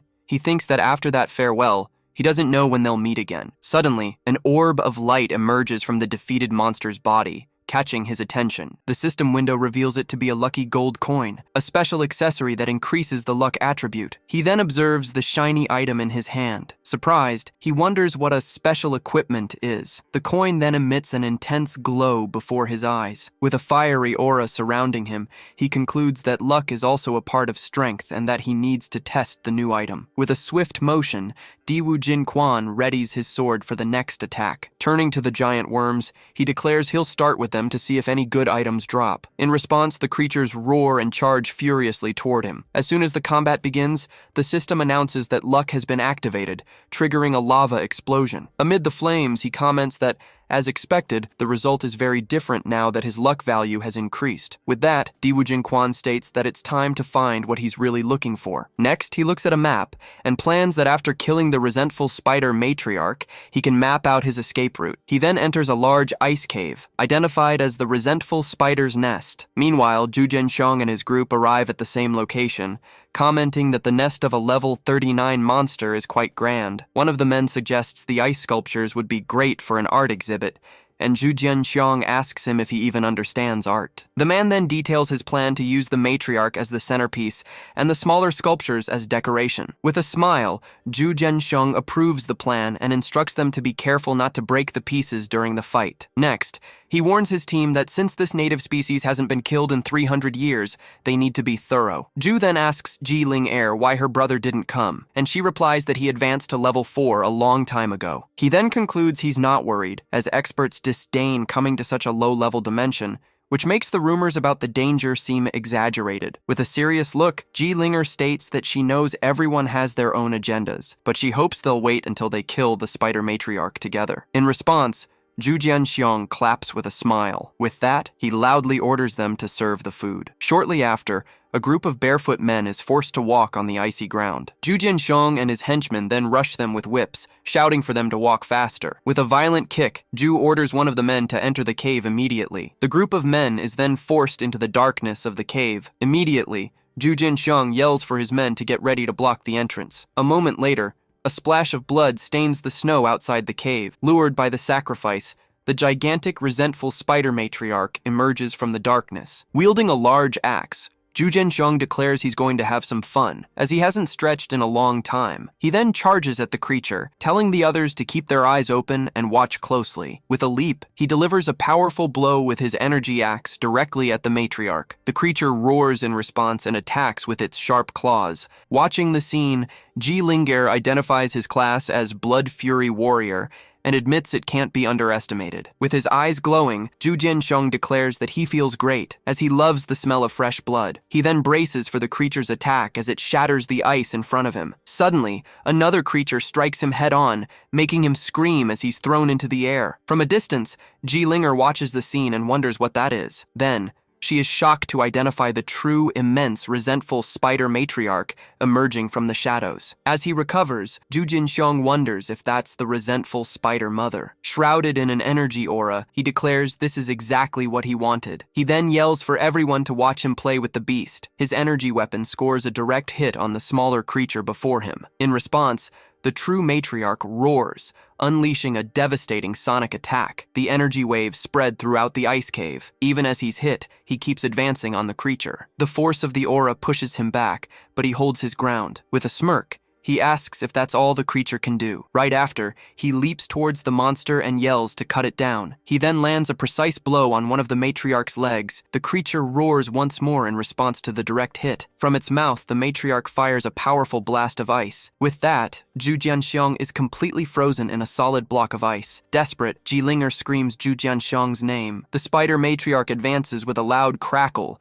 With an intense aura, Zhu Jianxiong breaks free from the ice, exclaiming that now the fight is getting really exciting. In response, the giant creature roars and releases an overwhelming wave of energy. Immediately, his men shout for covering fire to suppress the monster. The flames hit the matriarch head-on, engulfing it in a fiery inferno. With a leap, Zhu Jianxiong charges through the flames, axe in hand. He then shouts the name of his skill, Frenzied Blood Decapitation, as he readies the final blow. His axe strikes the creature's head with a devastating impact. The matriarch then lets out a final roar of agony before collapsing. The force of the blow shatters his axe, and he is thrown backward. As he recovers, Zhu Jianxiong scoffs that the 300-year calamity was nothing. With an arrogant smile, he declares himself the true number one of the new generation. The creature's body then disintegrates, leaving only 2 emblems floating in the air. Annoyed, he questions why, instead of top-tier loot, only 2 blue emblems dropped. Suddenly, everyone sees a lone figure standing before the creature in the crowd of people. In the distance, Zhao Liubai mocks Zhu Jinxiong,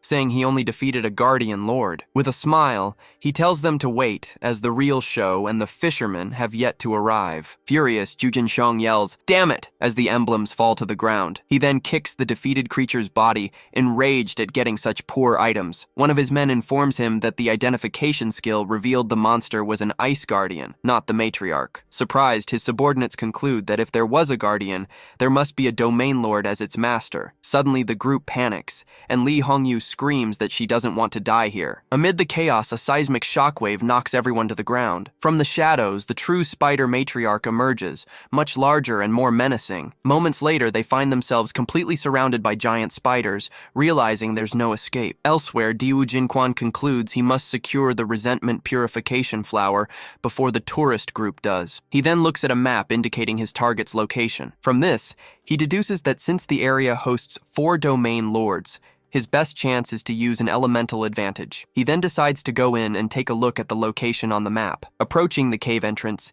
he comes face to face with a swarm of spiders with glowing red eyes. With a smirk, Diwu Jinquan remarks sarcastically that he's been targeted by weak monsters. He then declares they are nothing more than experience points as he summons his skill to attack. In response, the giant spider roars furiously at him. The creature then stares him down with its multiple red eyes. With one strike, he states that if their defense shatters so easily, they aren't worthy opponents. Meanwhile, the true matriarch advances in another part of the cave. Soon, Li Hongyu's group watches the scene of slaughter in complete horror. Desperate, one of the men shouts, asking what they'll do as he doesn't want to die. At this, Jilinger's guards volunteer to clear a path for her. One of them then takes aim with his launcher and yells for everyone to watch. Immediately, a projectile is fired at high speed. The missile hits the matriarch head-on, causing a massive explosion on impact. One of Jilinger's guards reports that they've taken down one of the creatures, saying this is their only chance. Suddenly, Jilinger's eyes widen in complete shock. She then screams desperately,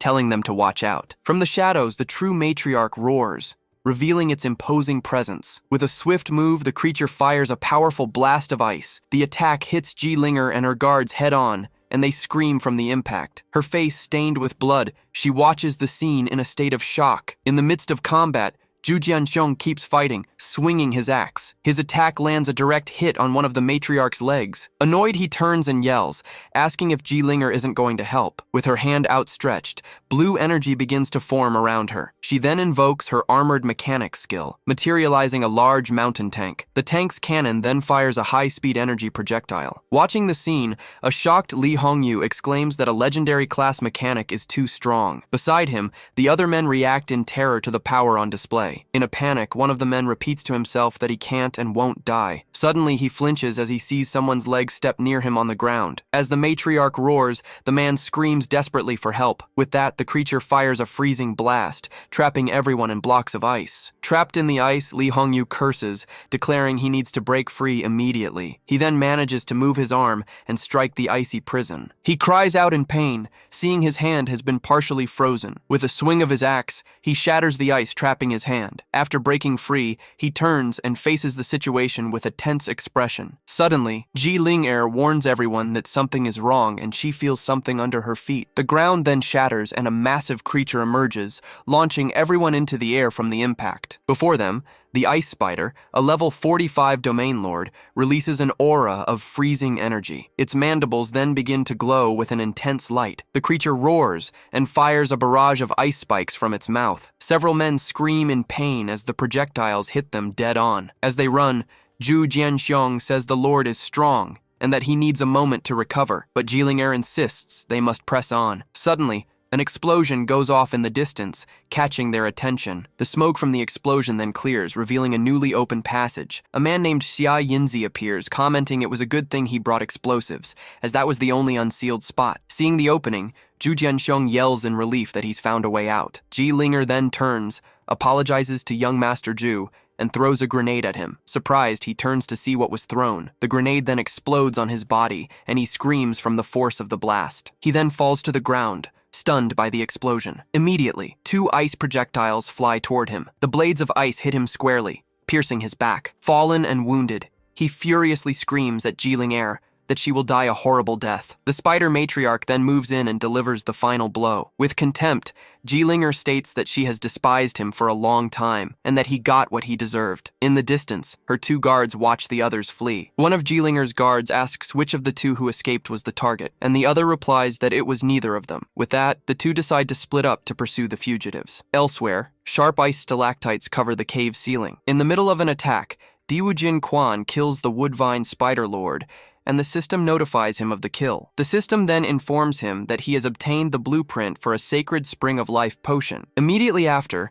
he also receives the blueprint for a purple-grade item, the Vine Gauntlets. Diwoo-jin Kwan then stands victoriously over the body of the defeated creature. Suddenly, he hears a distant voice crying for help. He then turns and looks in the direction of the cry. Desperate, Xia Yinzi screams for someone to save him as a horde of spiders closes in. With a swift move, Diwoo-jin Kwan rushes in to the rescue. He then shouts the name of his attack, Ruinous Strike! As he unleashes the blow, the wave of blue energy engulfs and completely decimates the spider swarm. The system notifies him of the successful kill, and he stands before Xia Yinzi, who is sitting on the ground. Shocked, Xia Yinzi wonders who this man is and how he can be so strong. Diwoo-jin Kwan then turns and asks if he can still walk. With a mix of relief and surprise, Xia Yinzi thanks him and confirms that he can stand. Xia Yinzi asks if he killed all the monsters by himself, and Diwoo-jin Kwan replies that he won't let anyone who gets in his way live. At this, Xia Yinzi thinks that if he follows such a powerful man, he'll definitely have a better chance of survival. He then bows and begs the big brother to let him follow, promising to help with anything. Diwoo-jin Kwan lifts him up, commenting that a man has gold under his knees. He then places him on an ice pillar beside him, questioning his attitude. Surprised, Xia Yinzi lets out a cry of astonishment. Grabbing him by the collar, Diwoo-jin Kwan asks if what he's doing isn't appropriate. Xia Yinzi then looks up, shocked by a new, approaching threat. Confused, he can only stammer, "What?" The two then watch a swarm of ice spiders breaking through the frozen surface. The creatures emerge in large numbers, ready to attack. Xia Yinzi panics at the number of monsters, and Diwoo-jin Kwan orders him to hide behind him. With a leap, Diwoo-jin Kwan charges the swarm to begin the fight. He then warns him not to interfere with his leveling. With a swift move, he unleashes his powerful skill, 3-stage demonic wing strike. With his eyes glowing intensely, Diwoo-jin Kwan charges the swarm with total focus. He then unleashes a series of rapid strikes, cutting down the spiders with his weapon. In a spinning motion, he leaps through the air, decimating several creatures at once. His attacks continue relentlessly, destroying the remaining monsters with ease. After the slaughter, a skill emblem emerges from the bodies of the defeated creatures. Shocked, Xia Yinzi remarks that under his blade, the ice guardians that were too strong for others seem to be made of tofu. The new skill emblem is revealed as the epic Solar Judgment. As the system congratulates him on reaching level 35, he realizes the lucky gold coin is truly useful. Without hesitation, he decides to use the new emblem immediately. A system message then asks if he wishes to convert his common sword skills into demonic sword skills. With a tap on the screen, he confirms the conversion and selects yes. Suddenly, the scene shifts to a large, dark hall filled with demonic creatures. Seated on a throne, an imposing lord introduces himself as Awakens, the lord of the evil blade. He then declares that on this day, he will execute the 12-winged angel to demonstrate his power. A vision then reveals a mysterious voice saying that his blade will cut through falsehood and that his life. The vision then ends in a flash of intense green energy. Next, a pink-haired woman is seen screaming as she falls through the darkness. Back in reality, Diwoo-jin Kwan wonders if that memory was the story behind the skill or the world itself. The system then reveals that he has obtained the new legendary skill, Judgment of Awakens. Surprised, Xia Yinzi asks if the skill is legendary, and Diwoo-jin Kwan realizes it's not something simple. With that, Xia Yinzi celebrates, certain that he didn't follow the wrong person. Meanwhile, Zhao Liubai urges his men to flee, telling them not to get involved in the chaos. Suddenly, one of his men stops him and warns that there seems to be someone ahead. They then spot two figures running in the distance, not understanding what is happening. As the pursuer catches up, the fugitive asks if the monsters followed. The pursuer says it doesn't look like it. Unexpectedly, a green tentacle wraps around the pursuer's foot, and he exclaims that something is wrong. He then looks down, realizing the trap he has fallen into. Immediately after, he is yanked into the air, screaming that it's a trap. Both men are then captured by a tentacled monster, which reveals itself as the source of the trap. As this happens, one of the men's weapons falls to the ground as he's dragged by the creature. Suddenly, the sword that fell is thrown and strikes the tentacle monster. The impact of the weapon causes the creature to shatter into crystal fragments. The severed tentacles then dissolve into a puddle of green slime. With that, the two men fall to the ground, finally freed from the trap. One of them remarks, relieved, that it was a close call. Suddenly, his companion is seized from behind, a knife held to his neck. The two men are then surrounded by Zhao Liubai's henchmen.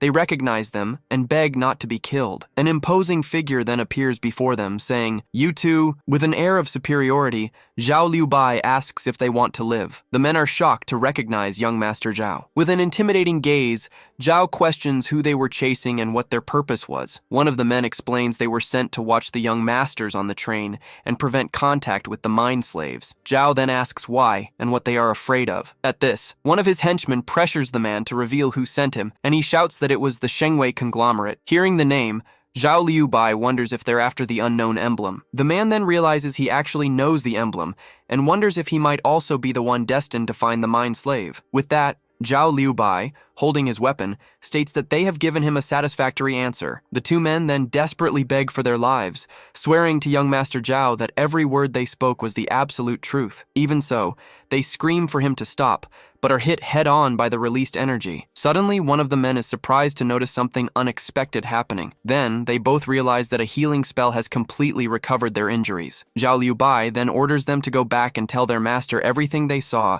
saying he can come find him if he has no other choice. Relieved, the men thank young Master Zhao profusely for showing mercy. His subordinate then questions him, stating that the men are now convinced he is the one meant to find the mind slave. Zhao Liubai replies that it doesn't matter, as they witnessed Jilinger cause a death, and will now spread the news, creating a conflict between the families. Meanwhile, Diwu Jinquan and Xia Yinzi advance together, clearing a path through the monstrous creatures. With a powerful and decisive blow, the giant spider is eliminated from their path. Soon after, Xia Yinzi asks where they are going, and Diwu Jinquan replies that they are looking for the resentment spider matriarch. Scared, the boy questions why he would want to find such a terrifying creature. Diwu Jinquan then declares that if he's scared, he can leave, as he doesn't need his help to continue. Xia Yinzi then concludes that the area is too dangerous to cross alone, and that his only chance of survival is to stay by his side. With that, the boy quickly changes his tune, stating that it's an honor to follow him, and introducing himself as a useful level 39 radiant priest. Diwu Jinquan stares at him and asks directly if he is from the upper city. Promptly, Xia Yinzi explains that he was born in the lower city, but was selected to go to the upper city after awakening an S-rank talent at 16. He then confirms he reached level 39 very young because his level was boosted with items, but now he needs a class advancement to evolve. Not understanding, Diwu Jinquan asks what a class advancement means. Xia Yinzi begins to explain that the human body is fragile and cannot continuously enhance emblems, so they use altars to assimilate the power of monsters. With this, he concludes that the process of merging with a monster to strengthen one's class is what defines an advancement. Diwu Jinquan asks what an altar is, and the boy replies that it's a legion's totem and that only legions possess them. He then adds that they are usually in the hands of great powers, and that the lower city has none. So, Diwu Jinquan deduces that to achieve advancement, one must join other factions, but Xia Yinzi says you can create your own legion with a token. The boy then lists the 5 existing tokens, which belong to the Flying Eagle, Jixi, Tianhe, Vanguard, and Shengwei factions. Diwu Jinquan then asks if there isn't another way, and he reveals that by killing powerful monsters, there's a chance to obtain an item to gain their attributes. Impressed by his knowledge, he allows the boy to continue by his side, who thanks him immensely for the opportunity. Suddenly, the two turn in surprise as they notice multiple red glints emerging from the darkness of a nearby cave. Soon, the darkness of the cave is filled with countless approaching red dots. Diwu Jinquan prepares for combat, noticing that more monsters are blocking their path again. Immediately, Xia Yinzi yells for him to be careful and says he will provide light for the battle. The sphere of fire reveals a giant multi-eyed spider, a domain lord known as the Shadow Spider. Recognizing the creature, the boy backs away in fear, exclaiming that it's a domain lord. Diwu Jinquan, however, remains calm and tells him not to be afraid, as they are just a few lord-level monsters. At this, Xia Yinzi is shocked to realize that monsters of that level are treated as nothing by his companion. Without hesitation, Diwu Jinquan advances towards the creatures with a confident smile. In an instant, He defeats the shadow spider with 90% efficiency. Right after the monster's death, a dark energy sphere materializes before him. Not recognizing the object, he wonders aloud what that thing could be. Xia Yinzi then shouts excitedly that it's a shadow gem, an extremely rare and valuable spiritual item. Suddenly, the ground beneath them explodes, and a furious voice yells that it will devour the human. As the threat emerges, Diwu Jin Quan yells for his companion to be careful. In a swift move, he grabs Xia Yinzi by the hood to pull him out of harm's way. With a quick motion, he throws Xia Yinzi to a safe spot, away from the imminent danger. As he recovers on the ground, Diwu Jin Quan turns and asks what just happened. Then, he hears a strange noise and looks confused in the direction of the sound. Looking ahead, he spots the silhouette of a long-haired figure sitting in the distance, under a beam of light. The figure then reveals it's been a long time since she found a human that made her salivate so much. With a menacing look, she orders him to come closer and become her new meal. Then, she cackles as she reveals herself,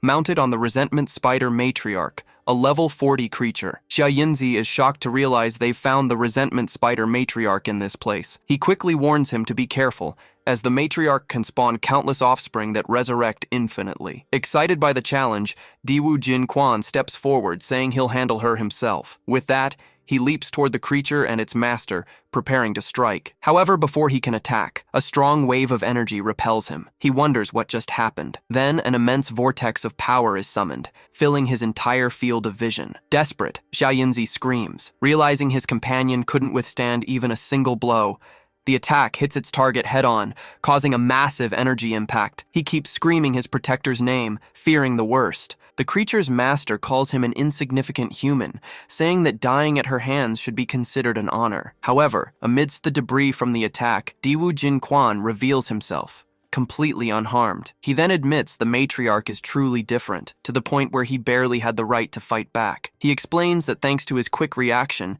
he managed to summon the abyssal statue just in time to protect himself. He adds that otherwise he would have become a frozen corpse in that instant. Immediately after, the creature's master is surprised by a counterattack of multiple energy beams. The creature's master comments in surprise on the impressive speed of the attack she just dodged. Right after, she's startled to see Diwu Jin Quan's silhouette appearing above her for another attack. An intense flash of light illuminates the entire area at the exact moment the blow lands. Diwu Jin Quan then states with a smile that the resentment spider matriarch was nothing special after all. However, a liquid form of the creature emerges from the water and asks if he really believes that. Suddenly, he's caught off guard as the watery ground beneath him begins to churn dangerously. Not understanding the situation, he wonders aloud what's happening. Xia Yinzi immediately shouts a warning, explaining that the matriarch can actively transform into water to evade attacks. Then, a giant hand made of water forms and rushes toward him to grab him. He concludes his warning by saying you have to catch her by surprise to defeat her. Diwu Jin Quan finally understands the strategy,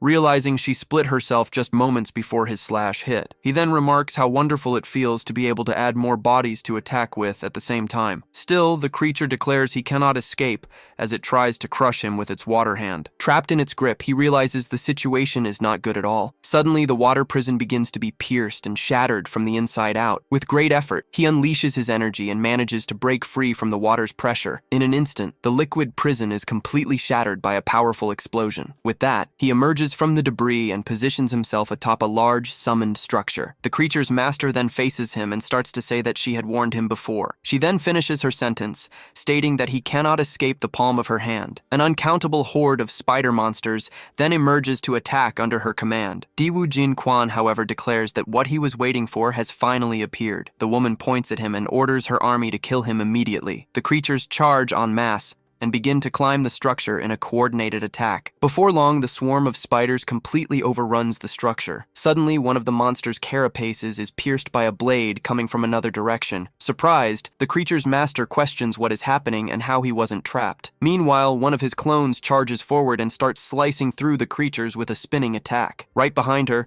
Diwu Jin Quan asks if she really thought he had been captured. He then reveals that the weakness he showed earlier was just bait to lure out her true body. With the plan executed, he directly attacks the creature's master with a decisive and accurate blow. Surprised, the woman screams in despair that there's no escape, as it's too late for any reaction. With that, the attack hits her head-on, sealing the battle's fate with a fatal impact. Even as her body disintegrates, She refuses to believe it's possible. Then the contained energy explodes from within the spider matriarch, ending the confrontation. Xia Yinzi watches, impressed, exclaiming how he was able to manipulate the matriarch so easily. Soon, victory is confirmed with a message. The divine envoy has been defeated with 95% efficiency. As a reward, he receives the Soul of the Resentment Spider, a rank 4 legendary necklace. Diwujin Quan then comments that he was very lucky to get a legendary rank emblem this time. Immediately after, another shining item appears floating in the air, catching his attention. The object reveals itself to be a rare, legendary quality Legion token. Diwujin Quan is surprised to realize that a Legion token was also one of the items obtained. Completely shocked, Xia Yinzi exclaims that having a legendary emblem and a Legion token at the same time is just insane. As soon as the system congratulates him and asks if he wants to become the commander, he accepts the offer immediately. Soon after, a notification confirms he has become the commander, and he notices the item has fused with his body. Next, an information screen details all the benefits of having a legion, like teleportation, an altar, and skill sharing. He then analyzes the situation, concluding that the token works like a guild's, and that its bonuses will attract many professionals. Suddenly, another item explodes in a beam of light, revealing a new reward. Confused, he remembers hearing that the color red represents the highest level of all, the mythic class. The item then reveals itself as the Book of the Divine Envoy, which comes with a dimensional crystal. With that, he carefully observes the blue crystal now floating right before his eyes. The object projects a screen asking if he wishes to claim ownership of well number 1, leaving him confused by the offer. Even without understanding, he decides to test it and promptly selects the affirmative option. A message then congratulates him for obtaining maximum authority over all of well number 1. He then realizes the situation is insane, as he now feels he can expel everyone from the location with a single thought. His thoughts are interrupted when he's surprised by a bright red symbol forming in front of him. Looking at the symbol, he recognizes the familiar shape and wonders if it could be a clear resentment flower. The system then identifies the item as a spiritual resentment flower, which came with a divine resentment gem. With the items in hand, Diwujin Quan wonders how the flower he knew evolved to become a spiritual item. Xia Yinzi promptly explains that the mother insect allowed the flower to evolve, making it much better than the original version. With that, he states that he now has 2 spiritual gems and, offering one to him, asks if there's a way to achieve a class advancement. Surprised by the offer, the boy asks if he's already at level 39, and he confirms he just reached it after the last battle. Xia Yinzi then explains that a priest's advancement requires binding a companion's blood, and that his current skill only allows for a single bond. Diwujin Quan deduces that this prevents him from advancing alone, but he clarifies that he can use an ally's blood at the altar to find an opportunity. Without hesitation, he offers his own blood to be used directly in the ritual. At this, Xia Yinzi profusely thanks his protector, unable to believe the great opportunity he's being given. Next, Diwujin Quan makes a small cut on his finger with his blade to start the process. Even before beginning, he closes his eyes and states that he can already feel what he needs to. Soon, a glowing seal forms in the air, and the system announces that the binding process is starting. Upon completion, a golden sphere of energy materializes in the palm of his hand. The energy then condenses and transforms into the shape of a small, glowing cube. Surprised by the energy marks on his neck, Diwujin Quan asks if the binding was successful. Xia Yinzi confirms and explains that he can now use the cube's energy to open the altar. Without wasting time, he places the cube on the ground to begin the process. With that, the ground begins to shake violently as something rises from the depths. Then, a large and imposing stone structure emerges completely from the ground. Once the dust settles, the two find themselves inside a huge hall. Looking around the immense structure, Diwujin Quan asks if this is the altar he had mentioned. Promptly, Xia Yinzi confirms and says he will try the ritual right now. With that, he approaches a wall and inserts the spiritual gem into a slot. As soon as the item is inserted, lines of energy begin to glow across the entire floor. Suddenly, a giant, frog-like creature appears in the center of the altar. The creature soon calms down, and a sign indicating the need for 500 crystal stones appears above it. Startled by the amount, they wonder if 500 spiritual crystals are really needed for the advancement. Xia Yinzi then says he doesn't have that many, and explains that while it's the currency of the upper city, the normal cost should only be 2 units. Diwujin Quan then states he doesn't have any either, and Xia Yinzi despairs. unable to lose this opportunity. Diwu Jin Quan then suggests that since there's a tour group in the area, they could find the young masters to get the spiritual crystals. With that, he concentrates and says he will scan the surroundings to locate them. He then focuses his perception on the area to find exactly where they are. Soon he confirms that he can sense the presence of 4 people nearby. Next, Diwu Jin Quan orders Xia Yinzi to put away the altar so they can go find them. Meanwhile, a man confronts Li Hongyu, asking if he intends to steal the spiritual gem from the creature's body. With an air of superiority, Li Hongyu challenges him, asking why he doesn't just get out of the way. The man in the suit taunts him, asking how an abandoned child of the Li family managed to return and enter well number 1. Unintimidated, the young man retorts that for a piece of trash from the Zhao family, he seems to know a lot. With that, he explains that his presence there can only mean that Li Hongyu or Li Hongfei made a huge mistake and were replaced. The revelation leaves the young man from the Li family completely shocked and speechless. Recovering, he declares he's only there to grab some good stuff and that a job requiring brains doesn't suit a second-generation ancestor. Immediately, one of the subordinates warns the young master to be careful as the young man is about to make his move. Surrounded by his energy, he lunges forward, declaring the spirit jewel is his, and that no one should even think of stealing it. Promptly, the 2 men in suits rush forward at high speed to intercept him. One of them then scoffs, questioning if an abandoned child really thinks he can turn the tables on them. Their attack, however, is blocked by an energy barrier that shatters the ground around them. From their hiding spot, Xia Yinzi notices they've started fighting, and Diwu Jin Quan signals for silence so they can watch the fight. Taking advantage of the distraction,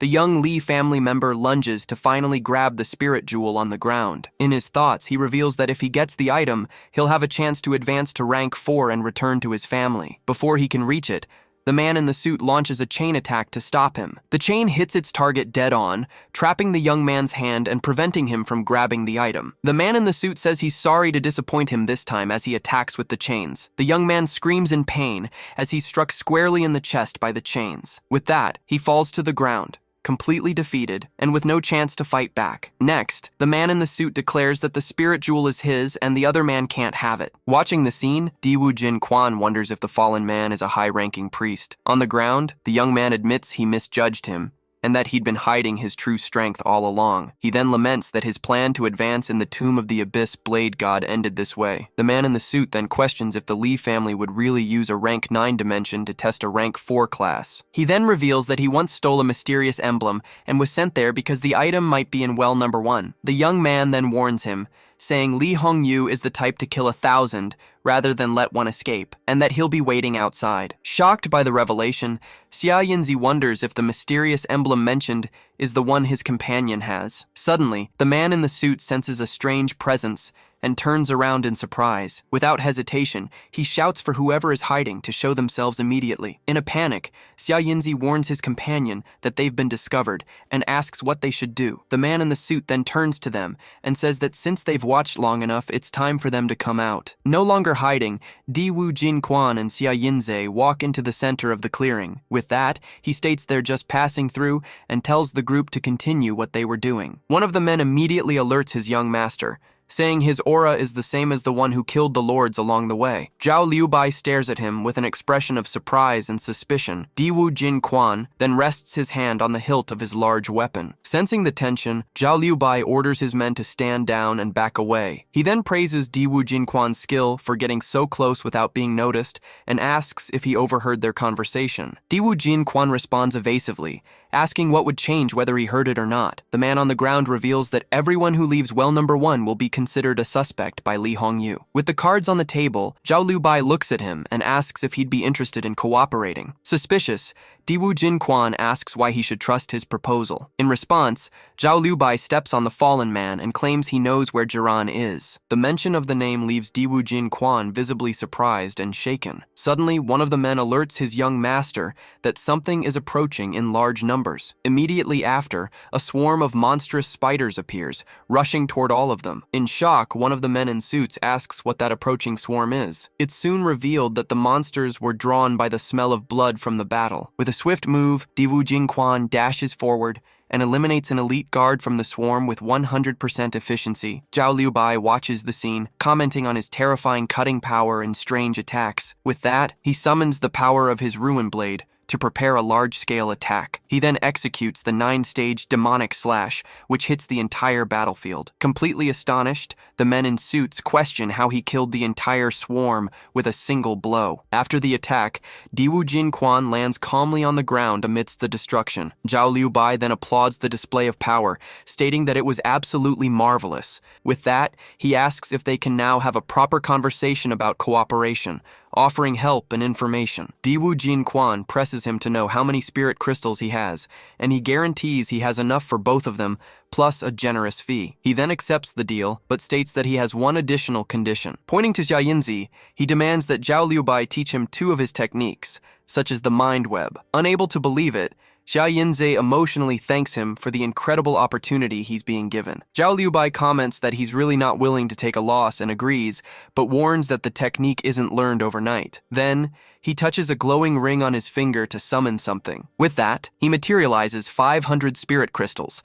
stating it's enough for both of them to advance. Xia Yinzi is then amazed by the spatial equipment, wondering if that's the financial power of a young master from the upper city. Satisfied with the deal, Diwu Jinquan declares that they can now finally talk about Jiran. Zhao Liubai then reveals that Jiran is his friend and mentor, and that the fact he chose to help him means he's worth the investment. Next, he asks with a serious expression if Jiran happened to enter the abyss. Promptly, Diwu Jinquan replies that he followed his own path and offers a chance to reach him. Zhao Liubai refuses, explaining that his real interest is knowing if he found a way to reverse class regression. Suddenly, the entire place begins to shake violently, catching everyone by surprise. One of the men then alerts his young master that the cave's energy field is changing drastically. Diwu Jinquan realizes that the matriarch's death and the crystal's activation caused a chain reaction that is destabilizing the dimensional space. With that, one of the men warns that they need to leave immediately, as Li Hongyu will surely be waiting for them at the exit. Diwu Jinquan, however, declares that the situation is perfect for testing the new power he has just acquired. Xia Yinzi then suggests they use the crystals to level up first,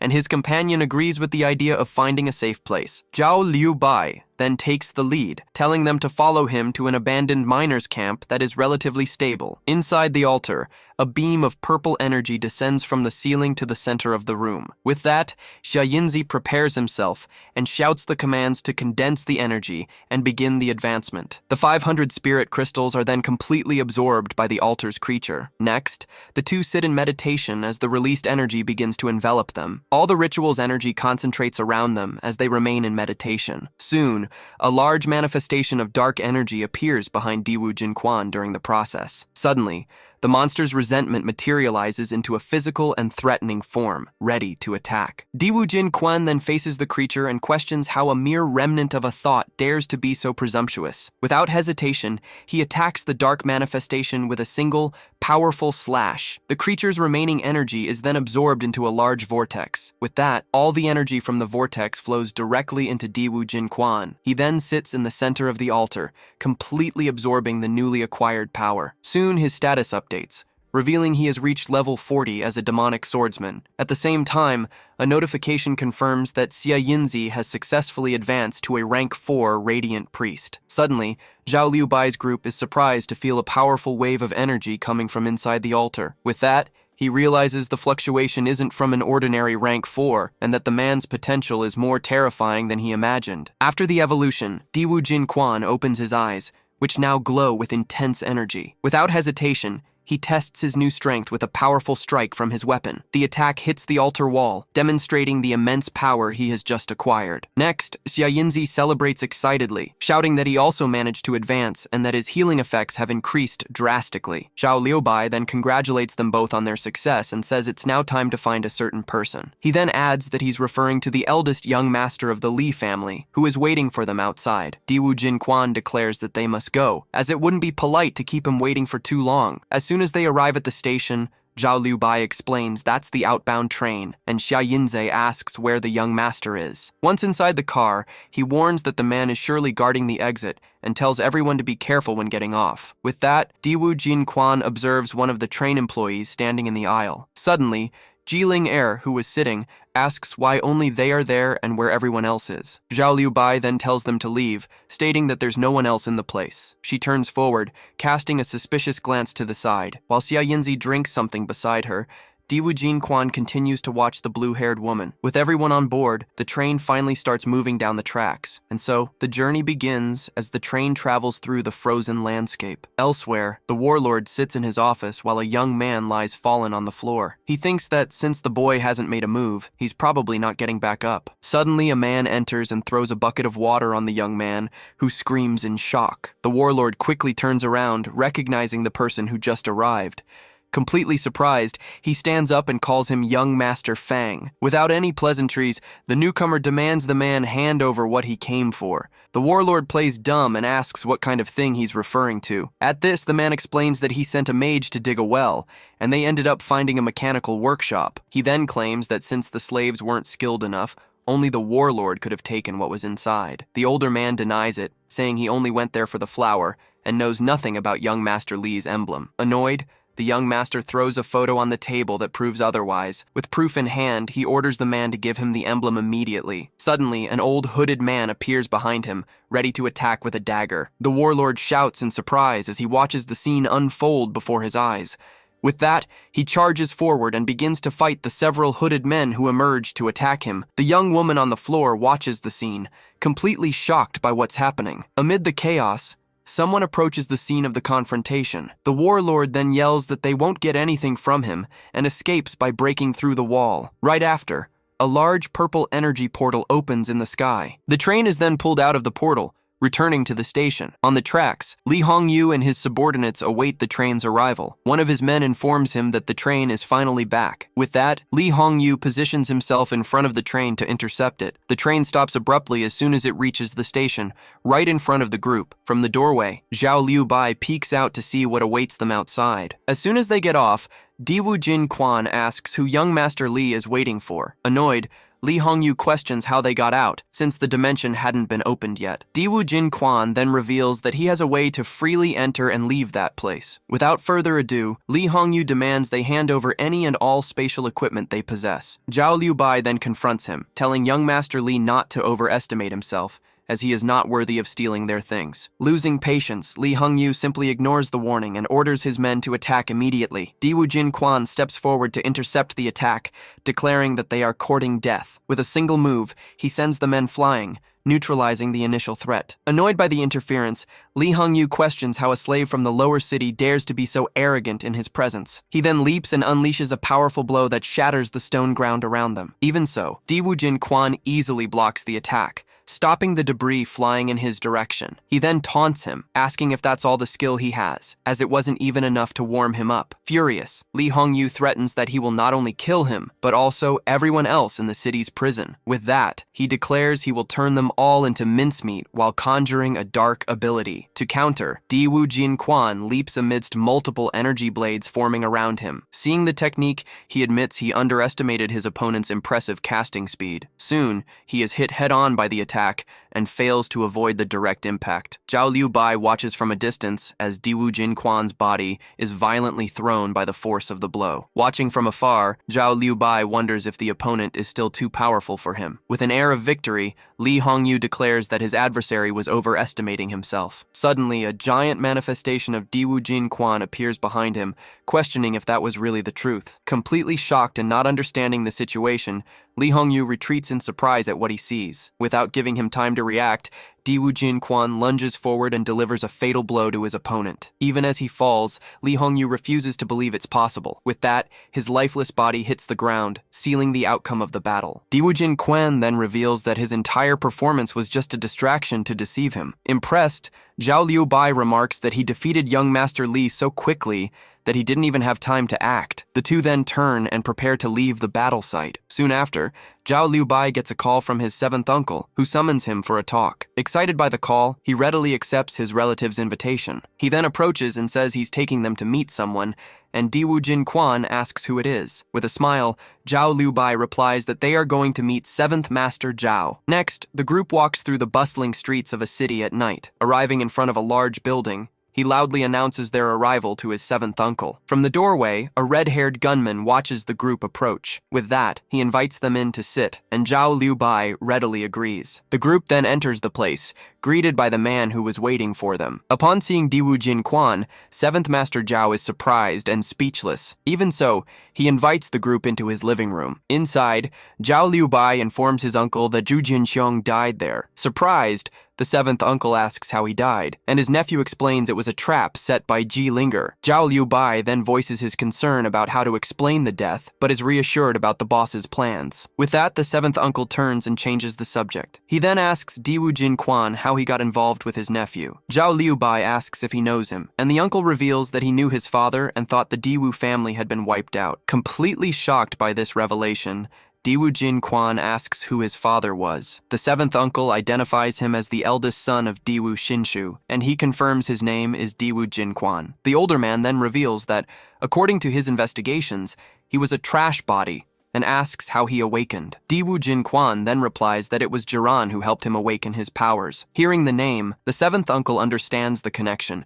saying that now everything makes sense. With that, Zhao Liubai asks his uncle to borrow 200,000 spirit crystals from his legion. The 7th uncle puts out his cigarette, thinking over his nephew's proposal. The 7th uncle then orders his men to bring what was requested. At his command, 2 men enter the room carrying 2 large boxes. He then explains he has a stockpile, offering the 2 boxes which contain spatial rings, each with 100,000 crystals. Xia Yinzi watches the scene, completely shocked by such generosity. Diwu Jinquan then hands one of the boxes to Zhao Liubai as their agreed-upon reward, and says he needs to go to the guard post. The 7th uncle interrupts him, revealing that the post is gone, as the boy from the Fang family fought a warlord and was nearly killed. Concerned, he asks if the man happened to see a thin, ordinary-looking girl there. The 7th uncle replies that, by all accounts, she was taken by Fang Huai. Zhao Liubai asks if the girl is important to him, and upon learning she saved his life, he offers to get her back with a single phone call. Surprised by the offer, he replies that if it's possible, that would be great. Meanwhile,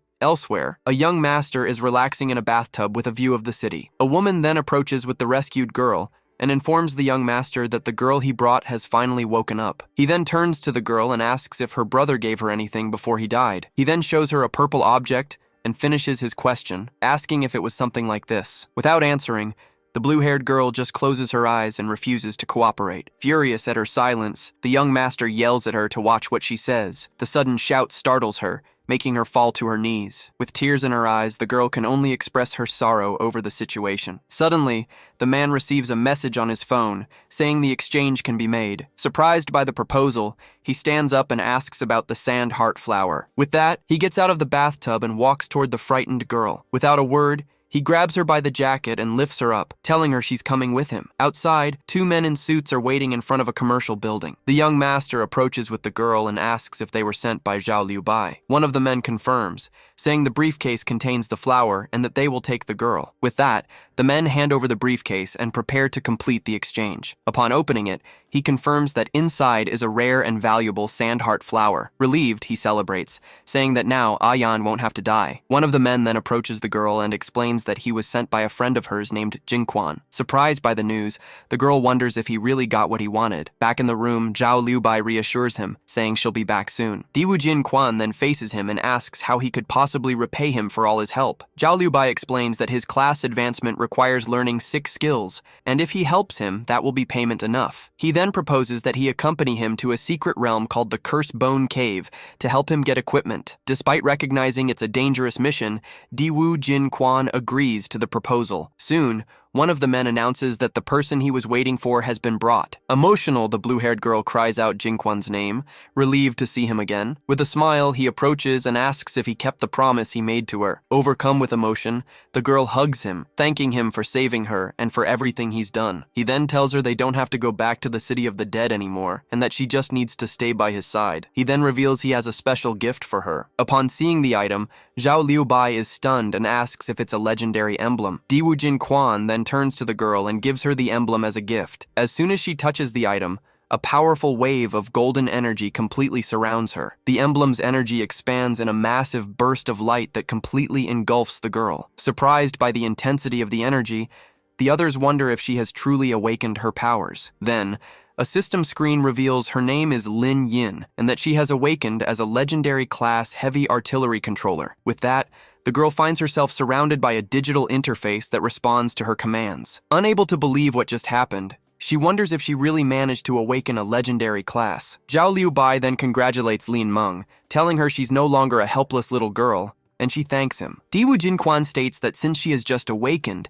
he'll take her with them to the secret realm they're going to explore. Zhao Liubai agrees, admitting that her legendary rank makes her more than qualified for the mission. With that, Diwu Jinquan advises her to control her emotions, as her talent requires calm, and she promises she'll try. He then says that since it's getting late, it's time for them to leave for the Curse Bone Cave, but he is interrupted. Before they leave, Zhao Liubai orders his men to prepare equipment and bring a batch of weapons from the armory. Promptly, the group begins to equip themselves with the new tactical gloves. Next, they put on the new combat uniforms that were provided. Soon, the entire group gathers, already prepared for the mission in their new outfits. With that, a briefcase is opened, revealing an arsenal of thermal weapons for their journey. One of the men explains the weapons are basic, but says Lin Meng can use her ability to bind with them. So she approaches the armory to test her new powers. Energy flows from her body and begins to absorb all the weapons at once. Surprised, she says it feels wonderful, as if the weapons have become part of her own body. Next, Zhao Liubai calls the group and tells them to get into his transport vehicle. Once inside, Diwu Jinquan remarks that his family must be very rich to own such a large vehicle. Zhao Liubai then explains that the car can withstand attacks from most monsters, but it's expensive to maintain. With everyone on board, they speed off through the city streets. The vehicle crosses a desert landscape, leaving the city behind. They soon arrive at the Yellow Earth Peak area, on the edge of the desert. Looking at the map, they see the cave entrance is 30 kilometers away. One of the men explains the area is good for rookies, since the monsters aren't high level. Diwu Jinquan then orders Xia Yinzi to coordinate with Lin Meng, and he quickly agrees. Suddenly, the ground ahead of them begins to shake, kicking up the surrounding sand. Diwu Jinquan immediately turns and shouts a warning to the group, telling them something is approaching. A level 8 sand mist insect erupts from the ground, charging at the group. Lin Meng quickly takes position with her rifle, and Xia Yinzi yells that it's all up to her now. Diwu Jinquan instructs her to relax and aim for the joint on the creature's head, its weak spot. The crosshairs lock onto the weak spot, lining up the perfect shot. The shot hits the target dead on, causing its carapace to shatter on impact. The system then confirms she killed a higher-level insect with 100% efficiency. Diwu Jinquan praises the shot and tells her to keep the rhythm, paying attention to her breathing. He then warns her about moving targets,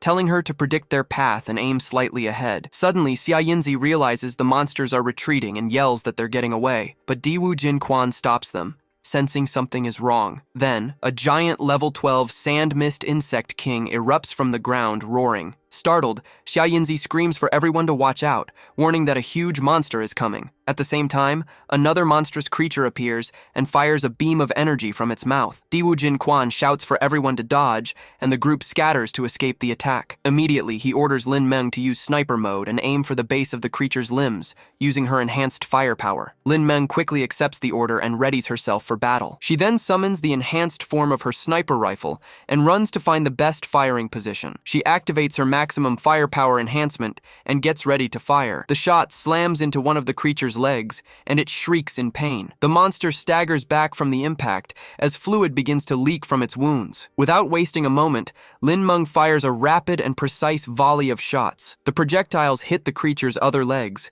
immobilizing it completely. Diwu Jinquan yells for her to keep firing as he charges forward. The system then confirms she has killed the Insect King, and she reaches level 5. Thrilled with the outcome, she celebrates, shouting that the strategy worked. Diwu Jinquan congratulates her, telling her to remember this feeling of calm and precision. Xia Yinzi then says there's still time, and he can help her level up even more. They soon find another swarm of flying creatures in a forest. Lin Meng leaps through the trees, picking off the monsters with her rifle. A system notification confirms she has defeated the bloodthirsty insect, raising her to level 10 with 100% efficiency. Xia Yinzi congratulates her, and she celebrates, thrilled to have finally reached level 10. Meanwhile, from a cliff above, a group of men is secretly watching them. The structure they're standing on begins to lower, revealing itself to be an access bridge. The leader comments to his men that they're lucky to find rookies from the high city to ambush. He ignores a warning about their strength and orders his men to surround them, certain they have good loot.